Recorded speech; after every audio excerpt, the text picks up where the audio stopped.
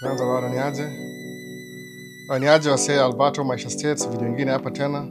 Mazela imebaki how many days before nini ifungwe DV lottery? Ibaki kama leo ni 3rd, 4th, 5th, 6th, 7th. Kuna 4 days before DV lottery ifungwe this year mpaka next year. So that's the only thing ibaki sahi. Alafu after that hakuna story nyingine. Cha niingie live TikTok pia. So ni hivyo mazee, kuna bado very few days wafunga hii story kabisa. Kuna kama kesho itakuwa Monday, Tuesday, Wednesday, by Thursday midday itakuwa time yetu hapa 11 utafunga hiyo story for this year mpaka next year. So mazee, kama uja apply story yako ya DV, make sure uende apply bana. Sasa sijui ndakwambiaje kitu kingine kwa sababu hakuna story nyingine tena. Kama uja apply, enda apply bana. Itakuwa poa hivyo. Sijui kama niko live hata. Angalia. Sioni wasa kuja hapa hivi, labda TikTok. So vile nisema sikia first mazee, enda upigwe picha kwa studio, itakuwa poa sana. Pigwa picha kwa studio kwanza. Alafu pigwa picha kwa studio, uende kwa the next thing itakuwa nini? Utaenda kwa kama by the way unaweza apply kitu kwa phone. Kama kwa phone already unaweza apply pia. Kwangi mbaya sana. Nili-apply ya msee kwa phone, alinitumia picha yake nilikuwa naye kwa phone nika apply. Bora tu iko the right dimensions, una go through kwa app yako, alafu unaifungua, una apply, una submit. Unamaliza hiyo story. Kuna very few days ibaki bana, 4 days to go. So sijui kama say niko ndani ama siko ndani, sijui. TikTok nimeingia bana. So 4 days to DV before DV anze. Kila mtu akumbuke hivyo. Sasa unachikiwa sana ingia TikTok hapa hivi, kuna saa kadhaa. Sijui kuna saa ngapi huku hivi kwingine. Ngoja niangalie kama everything iko poa, ni check sound. Sometimes you never know. Unapata unafikiri kuna sound au iko poa kabisa. Sasa imeingiana basi. So ndio hivyo mazee, kama uja apply, enda kwa studio, pigwa picha. Ndadu video moja short maybe sometime leo jioni, alafu ni post ile tu guideline kwambia wase unadu hivi na hivi na hivi, itakuwa poa hivyo. Kila mtu ajue tu ni exactly what to do, kwa sababu ni DV lottery, ni entry tu ile una submit entry yako, alafu kwa poa. Hiyo ndio kama utakuja states bila tu story mob ya ile tu from day one uko fit kabisa bila story mob. Ni poa ku apply hiyo DV uski, sababu ina make everything inakuwa easier. So kitu ya first picha, enda kwa studio, uambie nataka kupigwa picha ya specifications za American Embassy, ile kwenda naye 2 inches by 2 inches, hiyo ndio picha. Alafu kuwe centered kabisa, background ikuwe white ama off white. Off white ni kitu kaa nasemaje, karibu na white, ni kama hii shirt yangu ni white, hii ni off white, hii iko background yangu slightly different kidogo hivi. Pigwa picha. Kama suppose msaka kupigia picha kwa maybe kwa studio, alafu post kwa simu yako. Unaweza apply kwa simu, by the way. Unaweza apply kwa simu. Nili-apply ya msee kwa simu 2 days ago. Alinitumia picha, nilikuwa na information. So wacha ni try alafu ndani nini. So ni vile siwezi nili-record screen yangu ya phone, lakini nataka kushare suppose nikiblur information yake ile personal, nisimuanike kwa watu bure hivyo. Lakini unaweza apply kwa simu, by the way. It's very much possible. DV lottery. Endo apply kwa simu, maliza story kila kitu. Itakuwa poa hivyo kabisa. So number 1 ndio hiyo. So tukigo through kama una hiyo information ya what you need to apply by the 4 days, nitumie message na kutumia hiyo kama maishastates@gmail.com. hiyo ndio email. Na kutumia hiyo kama process ili unaweza print out ama uangalie uziandike down, alafu una tu fill up. Ukienda ku apply uko na everything iko intact. Tamalizana naye.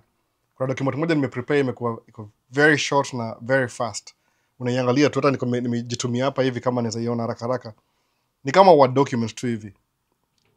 Ya ile picha msali piga picha ile nini? Hiyo vile inakaa exactly. Hiyo DV lottery. Iko phone hapa hivi. Yaani hakuna story mob, vile page ya first inakaa mpaka mwisho, ile kupata tu directions. Kama sasa hapa hivi nasema hapa part 1 entry information, unasema last family name, last name ama family name / family name. Alafu kuna first name, no first name. Alafu kuna second name, no first second name. Kama una 2 names una check kwa hiyo box hapo hivyo. Alafu next ni gender. Gender ni either male or female. At birth, ulizaliwa kama nini, hiyo ndio at birth, hiyo ndio male or female. Next ni date of birth. Unaanza na month, day, alafu year. alafu city where you're born, hiyo ndio the next. Inasemaje? Enter birth city, do not enter district, county, province / state. Birth city, kama ni Eldoret, kama ni Nairobi, kama ni Nyeri, hivyo tumetosha hiyo. Ile tutao ile the closest. Alafu country where you're born. Select a country, itakuwa ile country ko eligible. Suppose ulizaliwa UK, lakini parents wako ni wa Kenya. Still uza apply useme, alafu next itakuwa nini?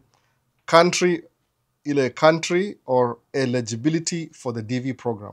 So your country of eligibility will normally be the same as your country of birth. Your country of eligibility is not related to where you live. No. If you were born in a country that is not eligible for DV program, please go to explanation of country eligibility to see if there's any other option available in your case. No. Are you claiming eligibility based on the country where you're born? Kuna hizo tu, unasema yes or no, utasema yes. Kama si no, if no, you must enter the country which you are claiming eligibility. Suppose kama ulizaliwa Rwanda, ama ulizaliwa India, na labda India, alafu mpara wako ni wa Kenya though. So unasema country of eligibility ni Kenya, utaqualify bado juu ile your parents' country of birth, hiyo ndio hivyo. Alafu so section 7 ni hivi, extract photography. Hii ni very simple. Unaenda choose new photo kwa data yako ya phone, unaipick alafu ina upload kwa hiyo page. Hiyo ni section 7. Alafu ya mwisho ni mailing address. Mailing address kama apply ni address yangu, kwa sababu ni address ile ni optional. Ama unaweza tumia kama address yako ile, uanze na street address, alafu maybe street address, alafu city or town, alafu district, county, province or state, alafu postal code ama zip code, vitu kama hizo. No postal code, no zip code. It doesn't matter, hiyo ni address tu. Alafu number 9 ni select a country. Country ni ya wapi hiyo, iko which country hiyo postal code. Country where you live today. Kama ni Kenya, ni Kenya, na select hapo hivyo. Alafu kuna phone number ni optional. Si lazima upende phone number. Phone number ni optional. Alafu ya mwisho ni nini? Email address. Utaienter twice. Kuna ile the first time, alafu the second time kuverify your email address iko poa. Sijui kama na flow na mimi na try kwenda step by step. Alafu hapa the highest ile, what is the highest level of education you have achieved as of today? So kuna primary school only, kuna high school, no degree, high school degree. So hiyo minimum ni high school degree, which is high school, hiyo ndio muhimu. Vocational school pia ni poa. Some university degree, some graduate level. Anything after high school uta qualify. Sawa sasa. Alafu you must have a minimum of a high school diploma reflecting the completion of a full course of study. Naona hiyo kama sasa KCSE kama ni Kenya. Vocational school or equivalent degrees are not acceptable. Or be a skilled worker in an occupation that requires at least 2 years of training or experience to qualify. Mwana hivyo. To see if your occupation qualifies for DV, kuna link hapa hivyo na click. Hiyo ni muhimu sana. Alafu the mwisho ni ile, what is your current marital status? Unmarried, I'm married and my spouse is not a US citizen. I'm married and my spouse is a US citizen or lawful permanent resident. Kuna divorce, kuna widow, kuna legally separated. Alafu kuna hizo zote. So kama uko nasema married, unaandika married hapa hivyo. Sawa. Alafu ya mwisho number of children. Kama una watoto 3, unaweka watoto hapa hivyo. 3 kids, 4 kids. So ukienda hapa usemaje, continue, unaingia kwa the next page. So your next page nimewekea pia hapa hivyo. So if you need this document, by the way, tukona only 4 days to go. All of us are willing to apply by the way. Unajua si kitu kuforce kila mtu. Lakini Mungu sema hivi, kama kuna free information iko available kwa wase, tafadhali take advantage of it, ichukue. Usiwache tu ikae nje. Kama kuna any free information, take it. Don't leave it, just take it. Chukua kabisa ukae naye. No, itakuwa poa hivyo. So your next page kwa kama ile below is a blank sample of entry part 2. So kama umeandika uko married, so inasema information ya wife yako itakuwa nini? Spouse name. Unaanza na last name, which is family name, first name, alafu middle name. That is kama umeoa. Kama uko single, ulimalizia ile story nyingine. Uta-click the next page kama uverify information yako, alafu submit. Ukisubmit, ile page ya mwisho ni poa kuiprint. Ama kuchukua picha juu, iko na ile information yako hapo hivyo. Utafika hiyo area bado saa hii. So kama ni spouse ama watoi, information required ni nini? Spouse name, alafu date of birth, alafu gender, alafu city where born. Ni kama the same things too. Unaona? Country where born, spouse photography una include picha yao, alafu unaendelea hivyo hivyo, unaona wanaweza kama almost the same. So the last page itakuwa ukisha submit, kuna vitu kadhaa zitakuwa hapo hivyo. Kuna ile entrance name, confirmation number, year of birth, alafu kuna digital signature. So hii confirmation number ndio utaitumia the next year kuconfirm kama uliqualify ama uqualify. So hiyo page ya mwisho hiyo lazima uipige picha ama ukuwe na ile ama uprint copy. Mu prefer kupiga picha juu, ama kama unaweza download kwa phone yako ama kwa computer, kwa poa sana, itakuwa reference for next time ukienda kuapply. So ndio hivyo sasa. So hapo hivyo ndio the last page, alafu namalizana nayo hivyo, alafu na sawa hiyo story. Ukiwin sawa, usijirule out kama useme ati naona kama sina do. Don't disqualify yourself before ku disqualified. Hata mimi nikiget green card sikuwa na do ya kupanda ndege, by the way, sikuwa na do yoyote, ni ile tu you do it anyway, it doesn't matter. Kwa nini? Sababu you never know, utafikiri labda wewe umekwama, lakini kwenda mbele utapata haujakwama vile, uko poa kabisa. So si underestimate hiyo potential ya kuwin green card. Unajua watu semaje, na come state kusoma, hiyo ni F1. Utakamuka, lakini wewe bado ni non-immigrant. Wewe si mtu utakaa hapa permanently. Utakam, umalize kusoma, urudi kwenyu, umalitoka. Unaona? Return flight. Hivyo hivyo. So, ni poa kusemaje, kama umekamuka hivi kama student, wewe ni non-immigrant. Kama hizo all types of visas except immigrant visa, ni temporary. Utakamuka hapa alafu urudi kwenyu after whatever duration, kama ni 4 years, 5 years. Lakini kuna watu wakikam kama student, suppose upate mtu hapa alafu muoe ama uolewe, one of the two, kama wewe ni student, huyo spouse kama ni American citizen anaweza kufile a petition ya kuchange of status to utakuwa immigrant visa. So hiyo lazima uoe mtu. Lakini uzuri ya green card, once umeanza na history ya green card from the beginning, you don't need to do anything else. After that una move on to get to the next thing. Muona sasa ile green card kama umecheat system, hata kusema una do itapatikana, by the way, sikudanganyi. Useme ati mazemi ni maskini. Requirement ni very simple. Picha lazima iko in order. At least ulimaliza high school, uko na hiyo KCSE kama ni Kenya. Kama ni Tanzania, high school. Uganda, high school umemaliza, kuna document na show ulimaliza hiyo 12 year of education, ile K through 12. Hapo ni K through 12. 8 years primary, 4 years secondary. So kama umaliza tu hiyo ndio high school sasa, hiyo K to 12. Hiyo ndio education, 12 years of education. Kama una certificate na show, hiyo ni requirement ya pili. Alafu ya third ni country of eligibility. Kama unanisikiza hii live sasa, naongea Kiswahili, by the way, uko eligible. Kama wewe ni Mkenya, Mtanzania, kama Afrika, mtu anasikia Kiswahili sasa hii Afrika.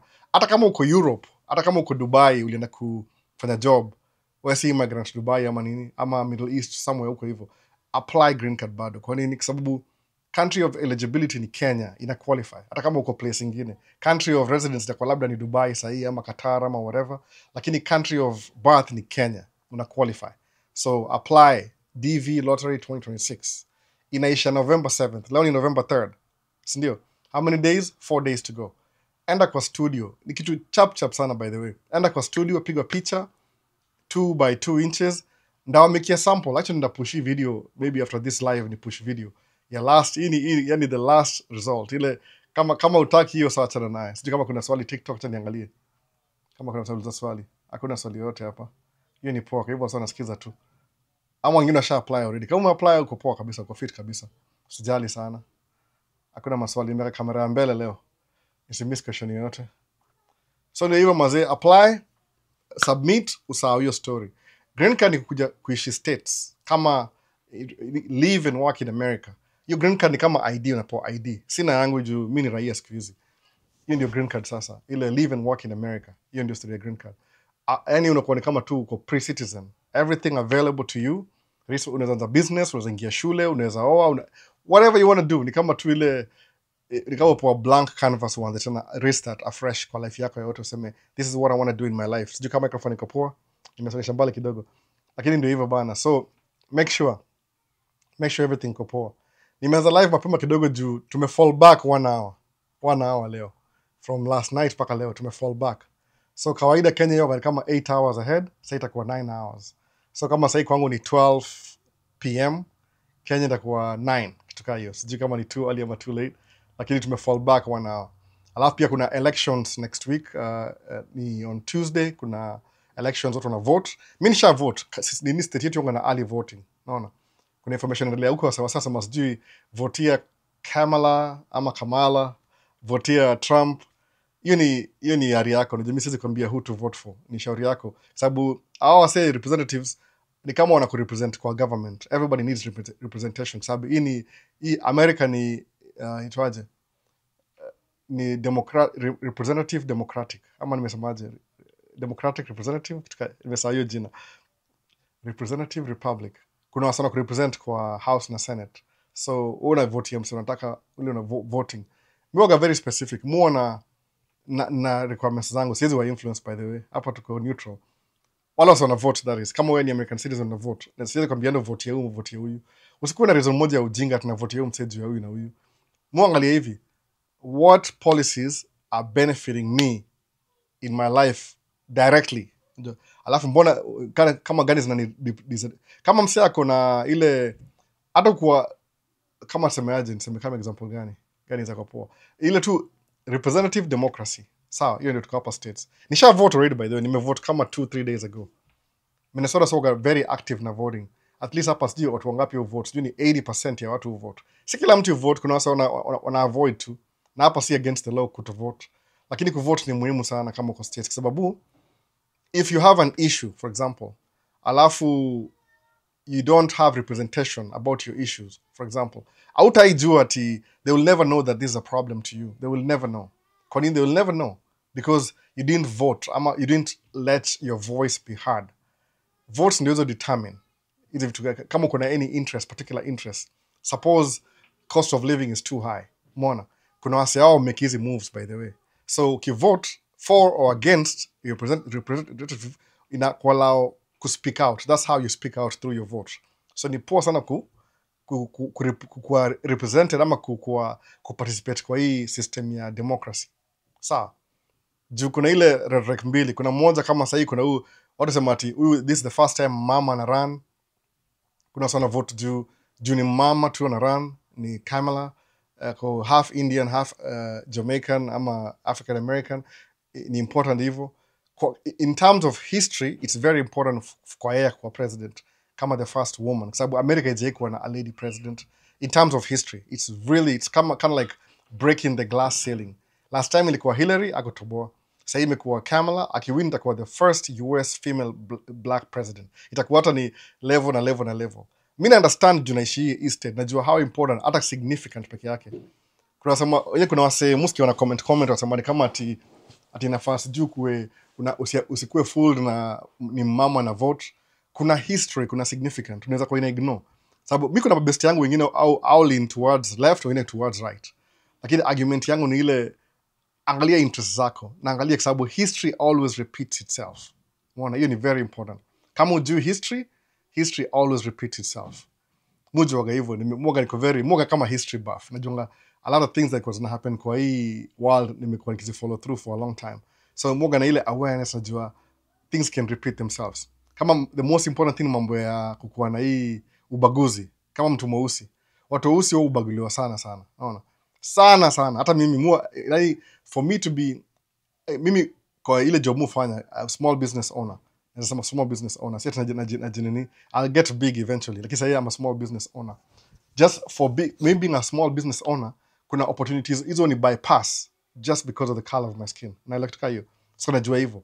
So naona kama who akona better chance, sababu tujui, nasema tujui, who has a better chances kuni uplift na ku uplift my community kwa hii election. Alafu based on history, naona sababu itakuwa funny sana. Baadaye kuna time watu weusi hao wanabaguliwa, alafu the same watu weusi wanaambiwa hebu tuende to change this system.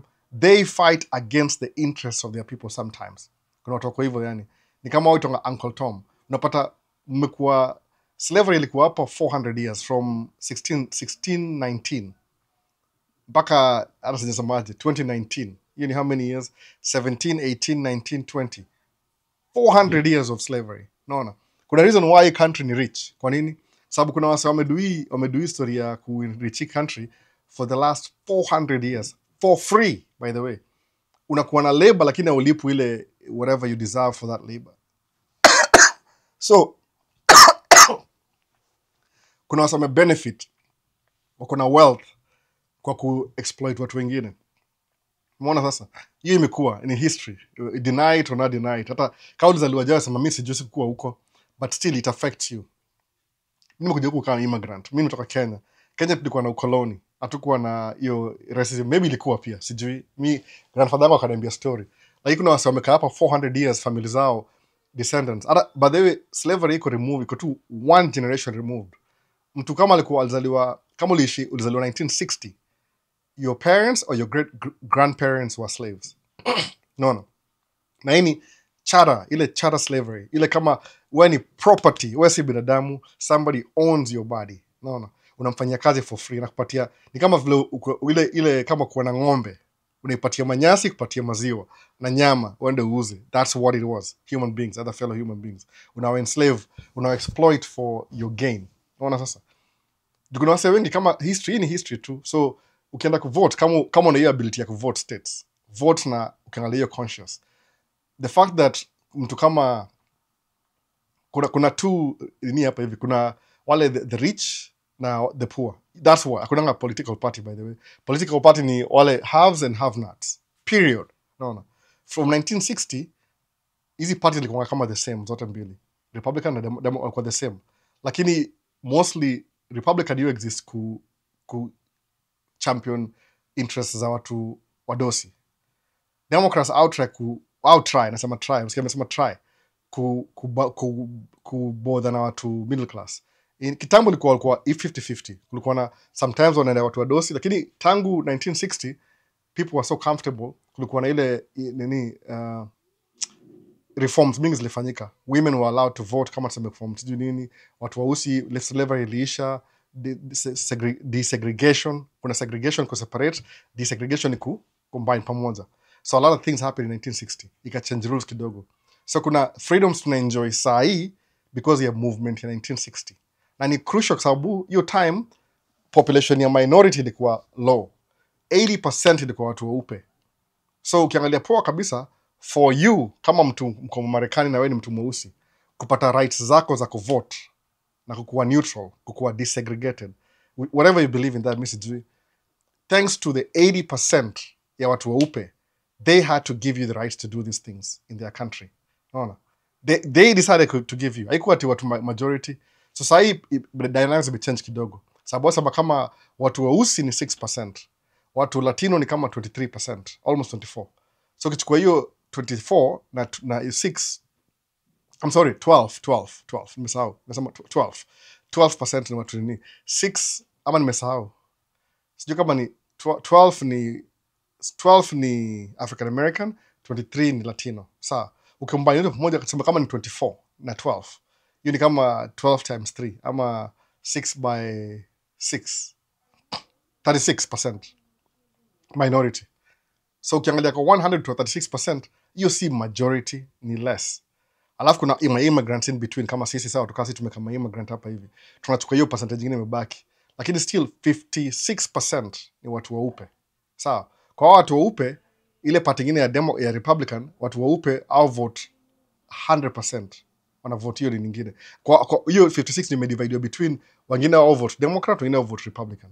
Alafu hata hizi zingine immigrants pia kuna wase vote both sides. Naelewa, kila kitu naelewa. Kila mtu vote based on their own experience ya mali anaishi. Naelewa hivyo. Lakini kwa significant ya history, 1960 reforms zili happen juu ya watu majority weupe waliamua kupatia watu wengine rights. Juu aligundua ukikuwa na desegregation, country na make more money. Kama kuja hapa states, zile countries zile perform poa kabisa economically ni countries za Democrats led. Republican led ndio the poorest. Kuanzia nini? Louisiana, Alabama, ziko very poor. Actually, hizo need funds from the federal government ndio balance budget yao. Kwa nini? Na ukiangalia significantly zile zilikuwa na utumwa 100%. Umeona sasa? Hizo countries za southern states. So wago ndio one of the most poorest kwa state. Democrats au perform poor. Kama muishi Minnesota, by the way. Kama governor wetu alisemaje, watu hiyo walipewa free meals chuo. Vitu kama hizo. Hizi ni policies na exist. Yet nikamwambia kitu hakuna. But ni hapa tu ni za reflect ile tuseme kulikuwa na something ilikuwa very funny. Unapata mtu yeye anaenda chuo, it's a publicly funded school. Inakuwa funded na federal tax. Alafu unapata watu yeye anaenda chuo, alafu wanapewa free meal. Meals zao ni zile kama lunchtime wanapewa meal. Kwa sababu I know exactly what I'm saying. Ile pata kama kuna chuo moja district si poa sana, neighborhood ni kama ilikuwa red line, ilikuwa intentionally institutionally disregarded, wasipewa malone, yani ilikuwa self sabotage, ndio hiyo neighborhood dedi, unaona. So chuo zao ziko depleted, hawana resources, hawana kila kitu. Kwa nini? Sababu banks wana funding people wakitaka kununua nyumba huko hivyo, itonga redlining. Hii ni history, by the way. So unapata hiyo chuo perform poa juu hawana funds. Kwa nini? The neighborhood is broke, it's poor, they can't even contribute to the school. So unapata watu hiyo wanaenda chuo, wajakula breakfast, wajakula lunch, alafu wanakam jioni tena watu labda hawako guarantee kukula dinner. So unapata hao watu hiyo wanaumia. So Minnesota iko na awesome, kama tuko very highly taxed. Hiyo tax system fanya hivi, but enda tufanye research yako vile how tax works. Like wangi kama kusema ati ukimeka 100,000 unalipa 30%, si 30% of 100,000. Au angalia your first 11,000 unapata mpata hii, alafu una tax hiyo ni, alafu your first 50,000 una tax another hivyo inaenda kwa level ina increase. Ndaongea juu story ya taxes baadaye, mtakujua swali poa kabisa. Like kuna hizi vitu zina happen, lazima understand. Kuna wase wako maskini intentionally, si ati ni waliamua kwa maskini. Kuna structure, kuna institution iliyoweka tu kwa mateka designed kabisa, si ati ni kitu ati ilikuwa by coincidence. Ati mimi nimezaliwa Kenya, mimi ni maskini. By the way, kama wewe ni Mkenya na wewe ni maskini kwa Kenya, si ati ulizaliwa kwa maskini. Kuna design, kuna waswali specifically walisema Kenya toa ile maziwa ya Nyayo. Maziwa ya Nyayo ilikuwa kama ndio, that's the same thing kama hapa Minnesota, ile free meals. Sababu ukipatia mtu maziwa ni protein, very crucial. Akunywa maziwa asubuhi kama enda chuo. So meaning kids can learn better wakienda shule, wakigarantii breakfast na lunch. Kwa nini? Wataingia chuo kama wako hungry, wapewe free breakfast, alafu wapewe free lunch. So the only thing they have to worry about ni dinner jioni. Sawa? So at least umewasaidia halfway through. Unaelewa kitu hiyo? Hii ni policies za governor wetu, aitwa Tim Walz. Umeona sasa? So vitu kama hizo sababu state already kuna surplus kwa budget. Lakini sasa what do you do with the surplus? Patia wasedo yao, you're overtaxed. Hapana, system hiyo wakivo. Europe hiyo wakivo na they're just fine, by the way. Wasawaga highly taxed, lakini kuna benefit kwa hiyo tax. Ni kama communal, unaona? So ukivote, wewe juu vote, mimi sijui ni shauri yako. Ukitaka self-sabotage pia. Ukiona na emotion, shauri yako. Maybe utalearn, unaona? Utalearn. Watu learn through experience mara mingi.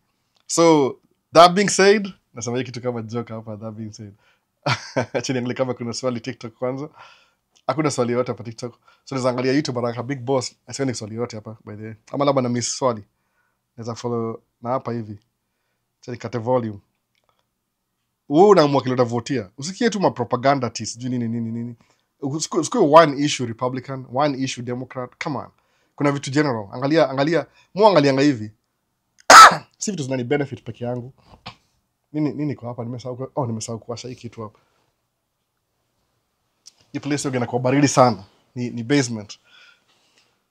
Iko on. Sasa so unaamua wewe mwenyewe, what do you want to do exactly? Unataka uende kwa story ya mufanya hivi. Okay, naweza kusema mimi niko privileged kidogo. I'm privileged kwa sababu nikamuku na green card from day one. Hii ni personal, niko very privileged. Alafu figure out how to make money nikienda business, small business owner. So before that niko na do minimum wage, nikaanza story ya kuingia small business owner. Gundo kuwa na business is a very good thing. Kwa nini? Sababu you can determine how much money you make. Wewe mwenyewe utaamua. Yaani kama bring ile control ya income kwako. Ukifanyia mtu kama wewe ni employee, yeye ana determine how much they pay you. Mwana hiyo difference. Employee, it's already preset. Whoever kama ni receptionist, utamlipa this much. Sales manager, this much by commission. A general manager, utamlipa this much. Na hierarchy. So it's already decided, it's preset. Hauna say, yani ni derango kana aguna mimi, si democracy, ni dictatorship. Excuse me, kwa kampuni. Isa ukiwa na business, you can determine. You can grow your business and make more money. It's up to you, whatever you want to do. Hiyo ndio advantage yake. So mimi niko privileged ni kama a small business owner. Niko 5 years in America. Ni business kama tuseme 3 years in. But tena nafika kama tuseme 7 years in, niko nimepay off debt yote, niko naishi poa. So nikaji elevate to maybe middle class level states. Ama ni upper middle class, nasema hivyo, upper middle class. So figure out how to make money.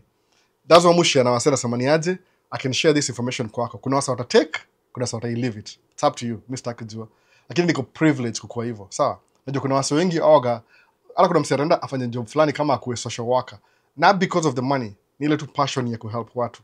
So mwoga na ile collective. Musema hivi.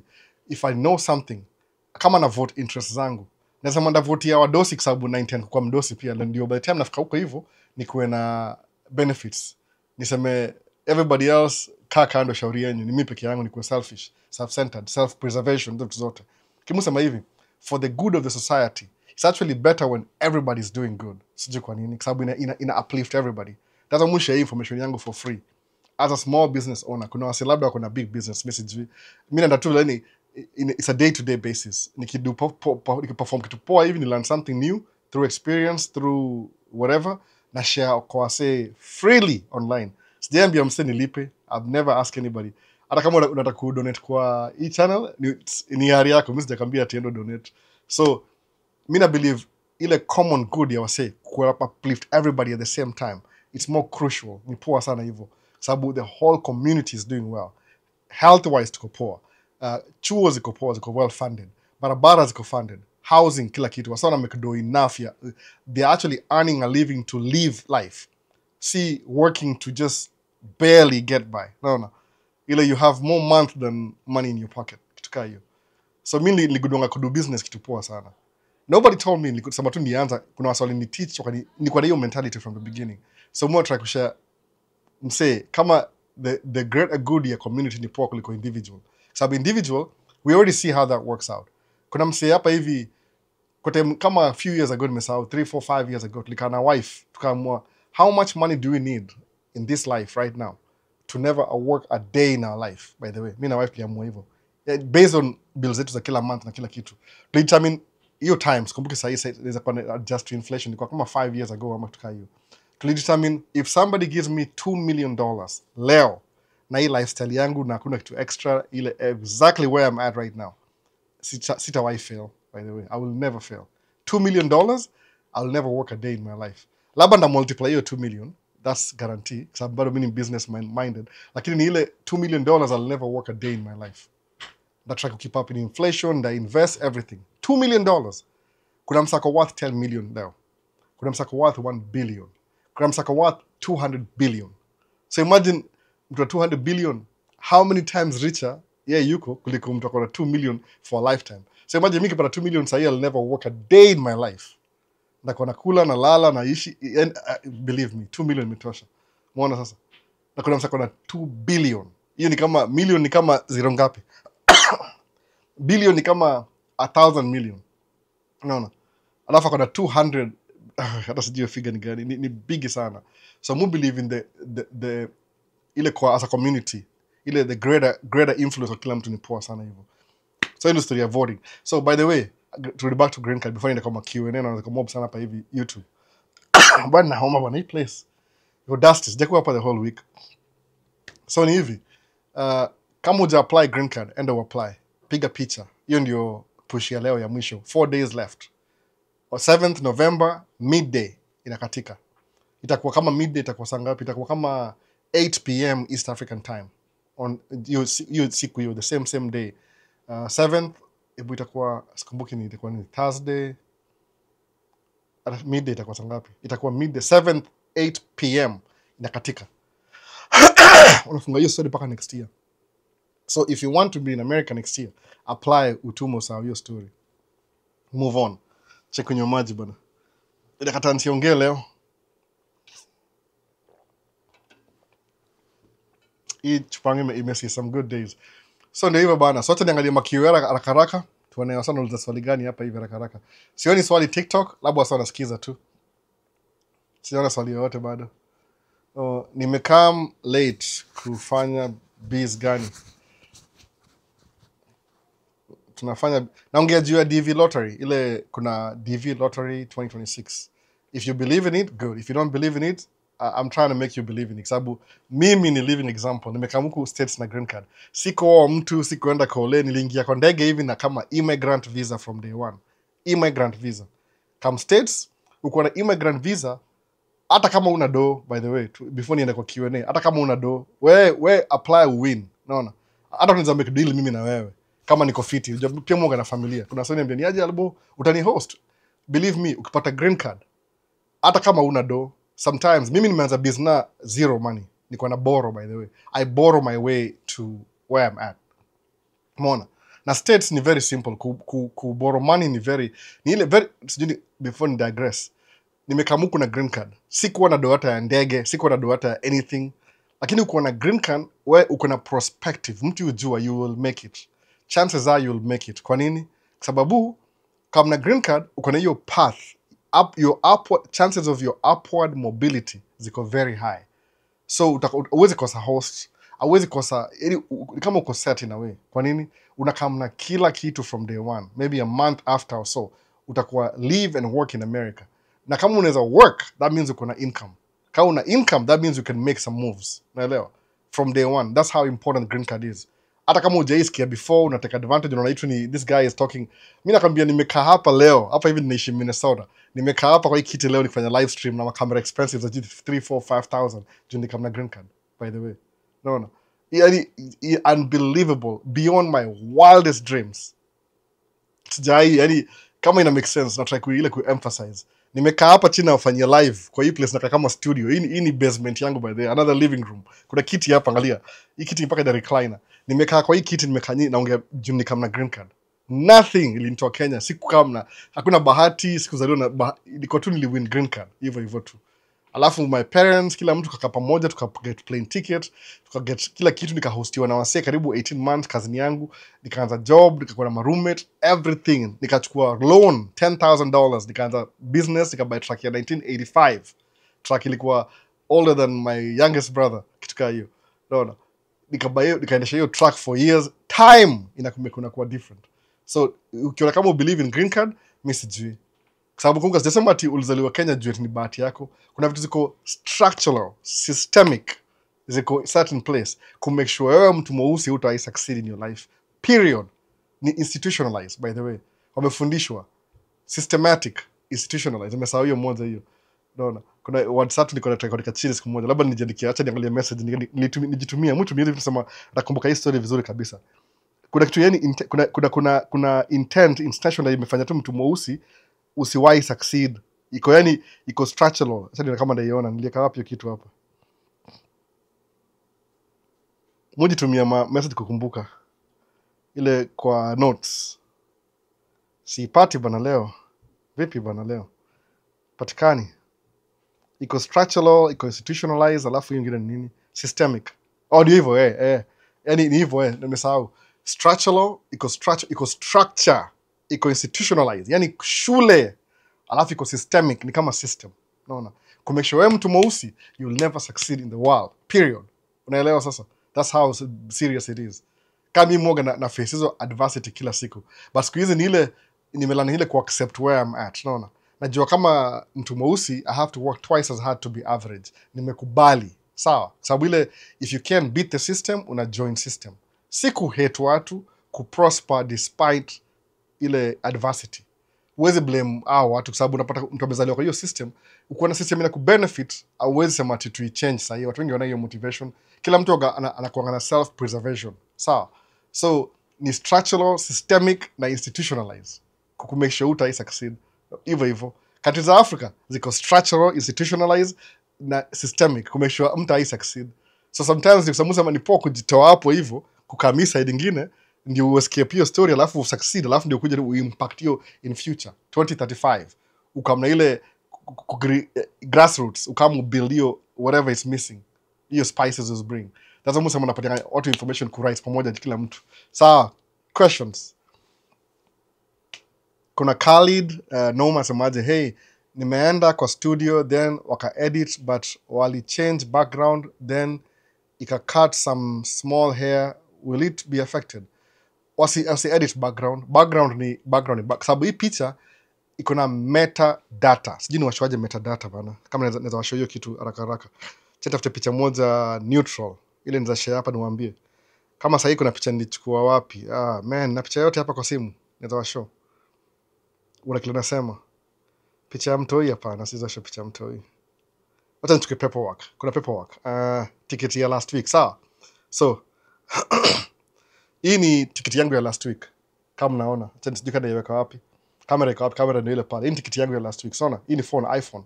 Oh, TikTok ndio hapa tiketi sawa. So nikidu hivi, nikienda hivi, nikilift up, ni swipe up. Kama tuseme acha nirudishe back ndio hii hapa. Unaona hapa? Kama naona hivi. So nikienda hivi ni swipe up, ni swipe picha up kabisa hivi. Unaona hapo up kuna data hapo ina show. Hiyo ndio metadata ya hiyo picha. All the information ya picha iko hapa. Kama sema ilipigwa picha on Sunday October 6th 2024 at 8:13 p.m. Inaitwa image 5535. Ilipigwa picha na Apple iPhone 15 Pro Max. Main camera 24mm f1.78 24 megapixels 4285 by 5712 3 megapixels. Ilikuwa ISO ilikuwa 250 24mm 0 EV hata mpaka mali ilipigwa picha by the way mpaka direction. Hiyo ndio metadata. Ni speed ilikuwa 1/600 mpaka yani mse hii ni metadata sijini za washoaje. Kamera iko mbali sana. Labda nitoa hivyo. Hiyo ndio metadata hapa chini hapa, metadata. So, hiyo information iko hidden behind digital photo. Itakuuza. Unaona itakuuza. Itasema modified by usha nje. Hata kuna application hapo. Umepiga picha unasema ati ni edit background. Waste of your time. Wataza let's start the lottery ile on 8th November. Hata before waanze uko eliminated. Unaona hata ukiingia kwa hiyo raffle, you didn't even make it to the raffle itself. Kwa nini? Juu picha yako iko edited. Don't si ati I'll do my best. Kumbuka nisemaje kama wewe ni mtu mweusi, example kama kualign. Kama wewe ni mtu mweusi, you work twice as hard to be average. Kwa nini? Kwa sababu kuna structural, systematic, institutionalized against you. Naelewa? What is a structure? Ni ukuta, kuna wall built kabisa to make sure wewe you'll never succeed. Kuna system iko in place to make sure wewe una exist ku benefit hivi. Naona? Structural, systemic na institution, kuna shule, kuna wewe wacha tu. So piga picha, metadata isikuuze. Kama ni chuo ya mse mwingine hapa hivi mtu alinitumia. Siwezi show hii nini. iPhone kama kuna iPhone una slide up hivi, itakushow metadata. Hiyo ni metadata hapo chini. Ina show everything. Usi play around kama uta escape. Ina show everything about everything. Change kwa picha kama mtu najua. Siwezi muanika hapo hivyo. Nani najua hapa hivi? Huyu ni boy wangu fulani. Hii ni picha yake. Tuone. Hii ni picha ya boy wangu alinitumia nikamwapplyia. Unaona?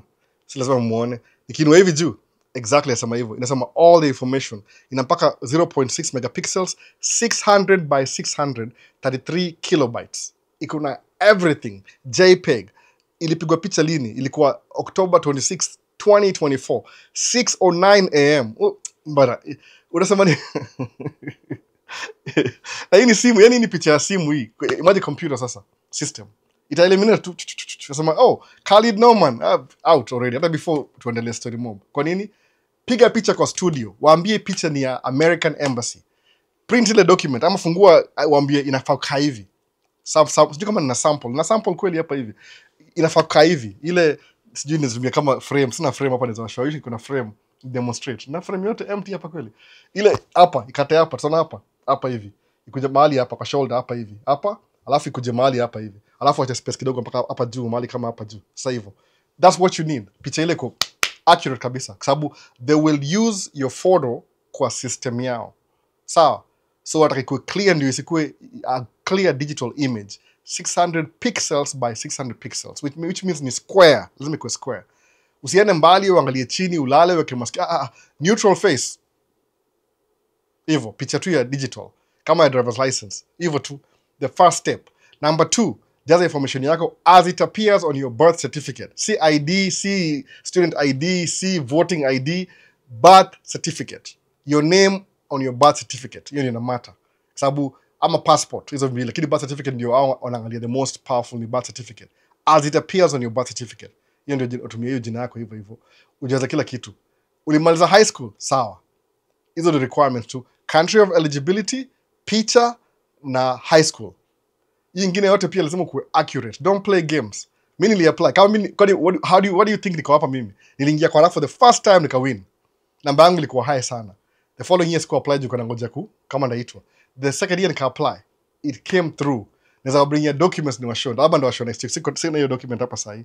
Niliwin green card 2000 kwa DV-2027. That's how long this thing has been going on. I just don't know how many years when it was passed. Maybe 40 years plus. Nimeka states almost 18 years. Kwa nini? Attention to details. Naona. Usibring ile laziness yako, inefficiency kwa story ko serious, by the way. Mufanyanga business. Mimi best yako hapo Maisha States. Come kwa business yangu alafu mess up. Alafu utanijua. Naona. Sikuthreaten, nasema tu kweli. Come in my business uko employee wangu. Alafu nikupatie track ya 300,000 uende ufanye ujinga naye. Utashangaa. Ndakuwa msemo mwingine different. Because you're playing with my money, you're playing with my business. You're different, naona. Niko responsible kwa hii story. Take things seriously. Wacha mchezo. Kuna social media, kuna vitu serious. Unaona? Mambo ya gavana ni serious. So if you want to change your life, hata kama u change life, hata kama uko na do, is kalabo uko middle class. Me grow up maybe sijui lower middle class Kenya. At least tulienda chuo tukamaliza chuo, kila mtu kwa familia yangu. Unaona? Kwenda nini degree bro alilipiwa na job. Sis alipata sijui sis alipewa na mbuyu ama tukaiskumbuki kila mtu poa details. Mimi siku ilipewa chuo yote. Come state to build your life yako. Alafu nili bring mother nika bring mbuyu nika bring bro. Sis wa pili get green card kivyake. Sis mwingine alikuja hapa kusoma. So family mzima yangu iko hapa states. Naona nikitaka kuona mother iko tu hapa. Nilimiss mother kama 7 years na mbuyu sikuwahi waona. 7 years bila kwa karibu na mother na mbuyu. Tokea kwa simu kila siku. Ni different. Siku hizo unaishi hapa hivyo kama 5 minutes away. Umeona sasa? Kwa nini? Hiyo opportunity kuja na green card. Pay attention to details. Kama that's what nasema na emphasize. Sababu kuna wase life yako imezoea nasema kitu kama gani? Kama tuseme TikTok.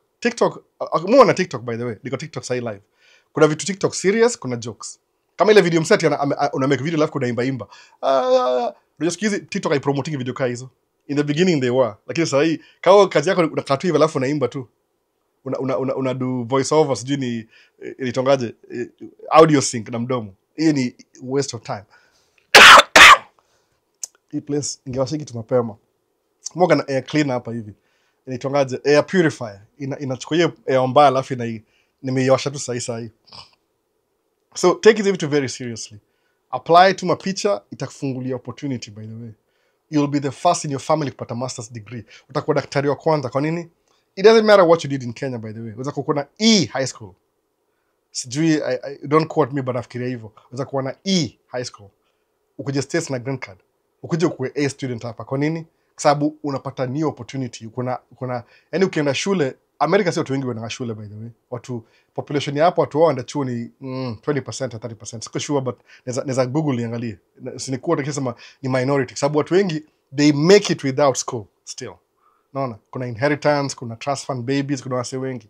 So kuja hapa hivi, you can take advantage of hiyo mambo ya education. Mwana vile Kamala Harris, mama yake alitoka India kama student. Baba yake Jamaica, walimit wapi? Shule, wakikuwa wakisoma degree. College. Sasa angalia, watoto wao wamezaliwa hapo wawili. Mama yake sijui alidedi. If she was alive, my daughter is running for president. Hata kama, yani angalia tu hiyo, wazungu wamekuwa tu hapa wajaifikiria kurun for president because they are very comfortable. Yani immigrant akuje ndio akuja run for. Kwa nini? Tuna taking vitu more seriously sisi. Kwa sababu you know where you're coming from. Unaelewa? Ni difference hiyo. Kama mimi kuja hapa nikaanza business. Kuna wase nipatanga hapo walikuwa middle class, labda ni mwapita in terms of income na wanashinda msao kutoka hapa na hiyo idea yake yote. Ni ile una identify opportunity. Unaona naweza grow up faster than your place ingine. That's what I'm talking about by the way. Sawa, tuendelee swali. So end up picha, usi edit picture by the way. Go through the vitu nini last week. Let's go through tena by the way. Don't edit the background.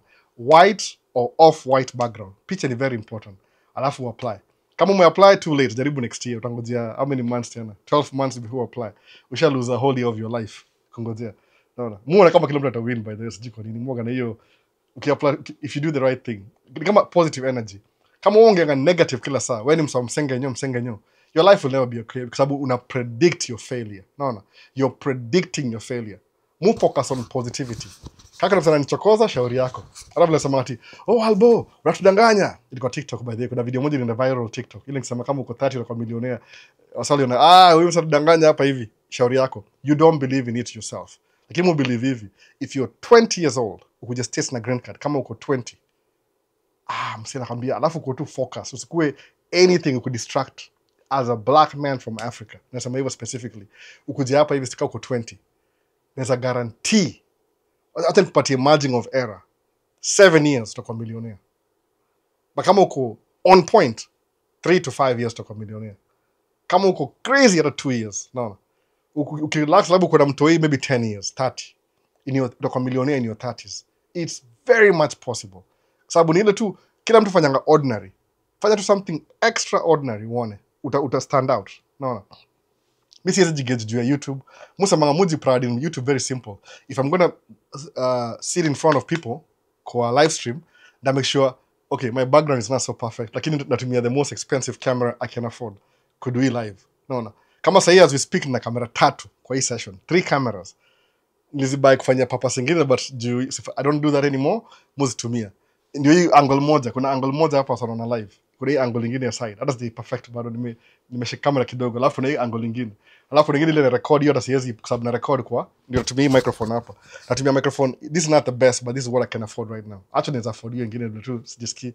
I buy the mobile so many unnecessary stuff. Sasa wacha ni cut down ku waste money na resources. So ndio hivyo mazee. Endo pigo picha poa mazee Khalid msee wangu. Piga picha endo pigo tena. You have for kama uja apply. Kama ume apply too late. Umelan next year utafanya hivyo tena. So next swali ni gani? Sijaona swali yote TikTok hapa hivi. Naongea juu ya DV. TikTok naona kuna mtu hapa. Tusome nini sasa?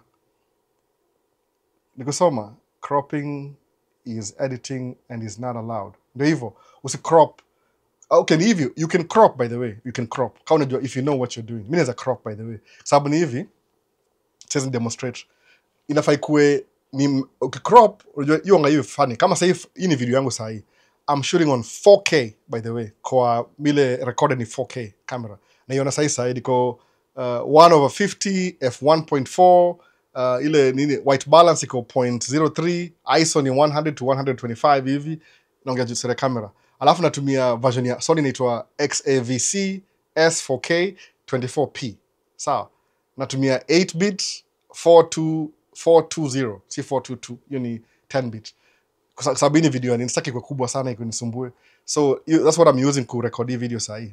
Amuoni kile mimi naona. Na shughuli nasema. So ini detail kabisa. Naona sasa hivyo.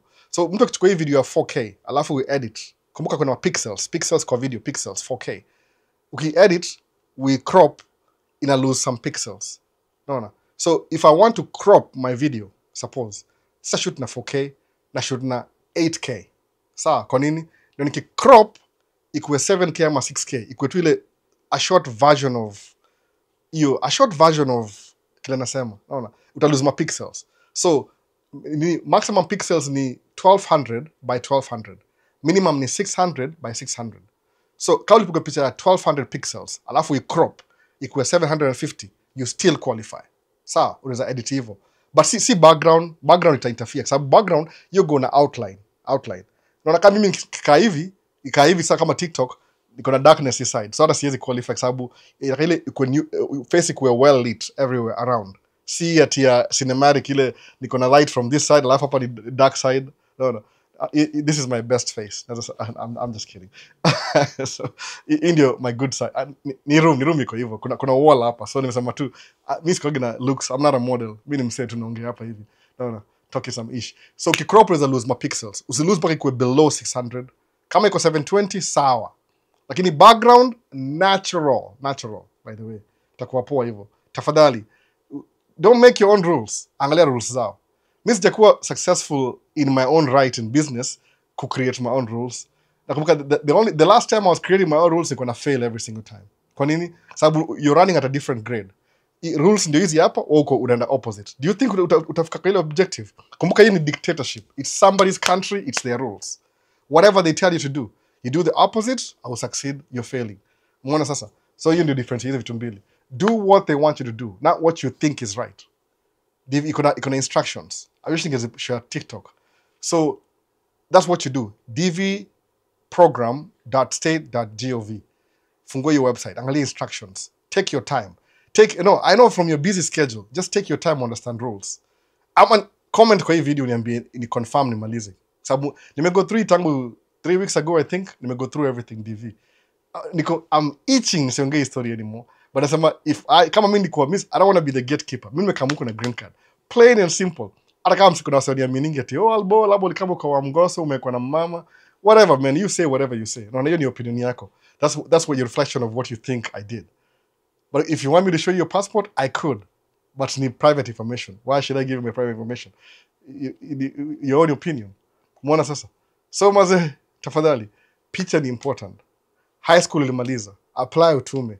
Mimi nakuguarantee next year utanipigia uniambia Albon nimewin green card. Sina do, tuongee hiyo story. Kama nina do, ndakufinance hiyo trip yote. Ukija hapa nikupatie credit card bill, nikwambie ndio hii bill yako hata kunilipa saa hii. And guess what? You will pay me in full. Sikudanganyi. You will pay me in full. It might take you some time, lakini you will pay me in full. Ukiget green card alafu nikusponsor ukuje just in case. You will be okay, by the way. I'm not guarantee you. Hata kwa mjinga wa mwisho. No, utakuwa poa kabisa. Sababu hapo unakamkomekedo, kuna more opportunity hapa hivi. Utakamu hata job ya kawaida. Ile tu trick ni ile kuja hapa hivi, before you buy Range Rover, live within your means. Hata ukishambekedo, live within your means. Umake investment kwanza. Ukisacrifice umake investment kwanza, zile vitu zote zile umeabstain zitakama at the same time zote. Utaenda Kenya, hiyo nyumba, hiyo ploti maguta, utaenda build your house in 3 months. Boom, umalize. Uende December, January, February, udi hapa hawi meisha. Uache hiyo investment, udi US tena. Ukamtuna ukaitena udi December build nyingine, udi shamba nyingine. All the dreams utazimanza zote. Live within your means. Sacrifice in the beginning, ndio kuwe na better life for the longevity in your time. Don't sacrifice in the beginning, utaishi in misery sababu utakuwa always you're trying to catch up with your old age. Unaona the difference sasa. So maze, follow instructions. Not what you think is right. And also instructions zao what they need for photography. Wasawezi kuwa najua by the way. The best ni ile picha yoga standard. Ambia tu wase ile picha ya American Embassy. Ile ya 1200 ni 1200 by 1200 pixels. High level.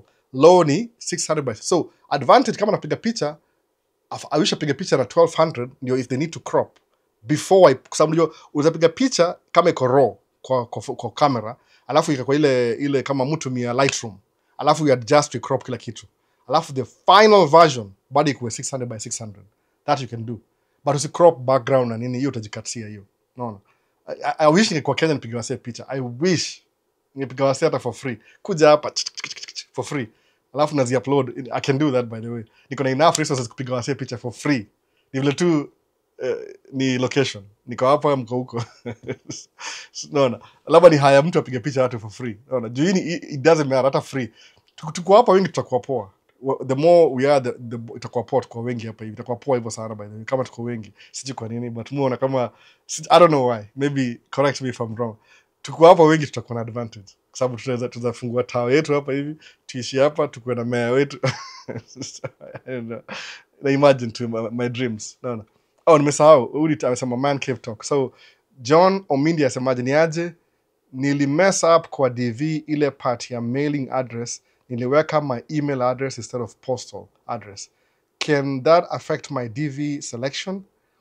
Siwezi jua, lazima nisome instructions. Lakini poa follow instructions, by the way. Just follow the instructions. Mona. Kama una mailing address, tafuta mtu akona PO box. Lakini mtu unajua. Hata job, tumia job. Care of. Kuna ile part ya care of hapa hivyo. Kuna ile care of. Weka job, care of.